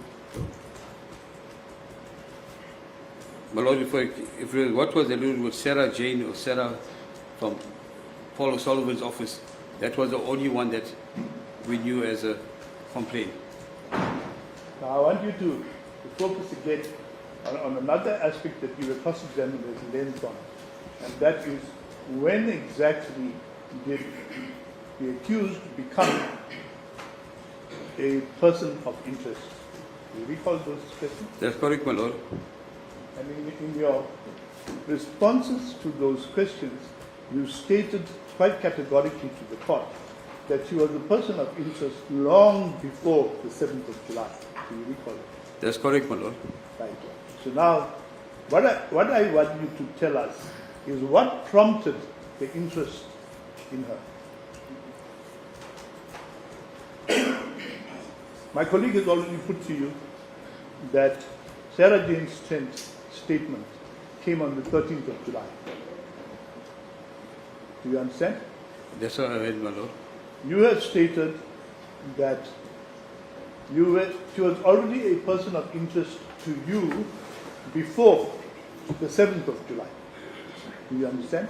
That's correct, my lord. Now what I want to know is what prompted your prior interest in her? My lord, I think, or let me say not think, given the fact that at that point in time in June, the impending decision of the Constitutional Court against the former president and the accused being the daughter, we also set ourselves for any of the eventualities. Now, I think it was a surprise, the Constitutional Court's decision. And when on the 29th, when that came out, we immediately realized that, you know what, there is going to be more to the outcome. And as I said, she has been a person of interest, but on the 29th, but when a tweet on the 30th came out, I think that indicated that's when it sparked our interest to look deeper into her. Let me put it to you more personally.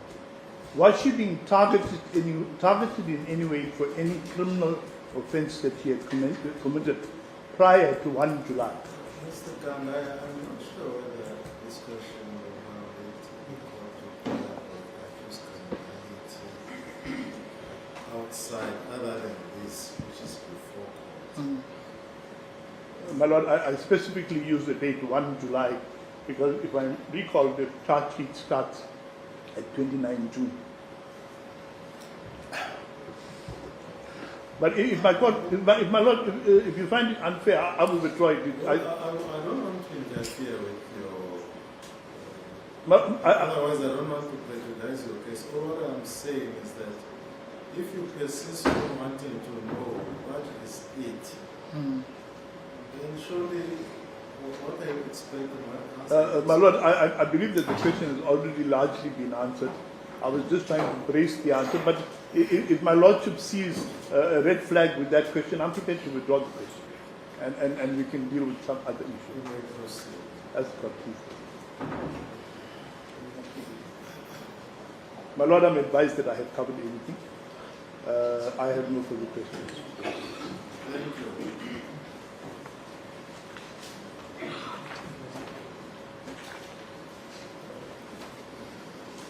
Major General, you have been here for too long. You won't have any reason. So you are now excused.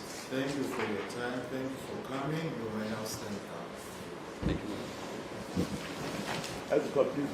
My Lord, we do have another witness available, but we will not start with her evidence at this stage of the day.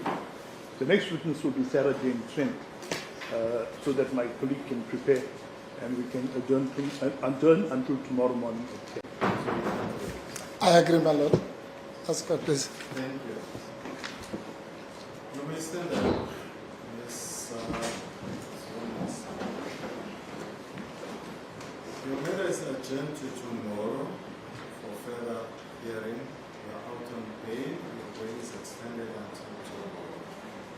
Court of Arrest.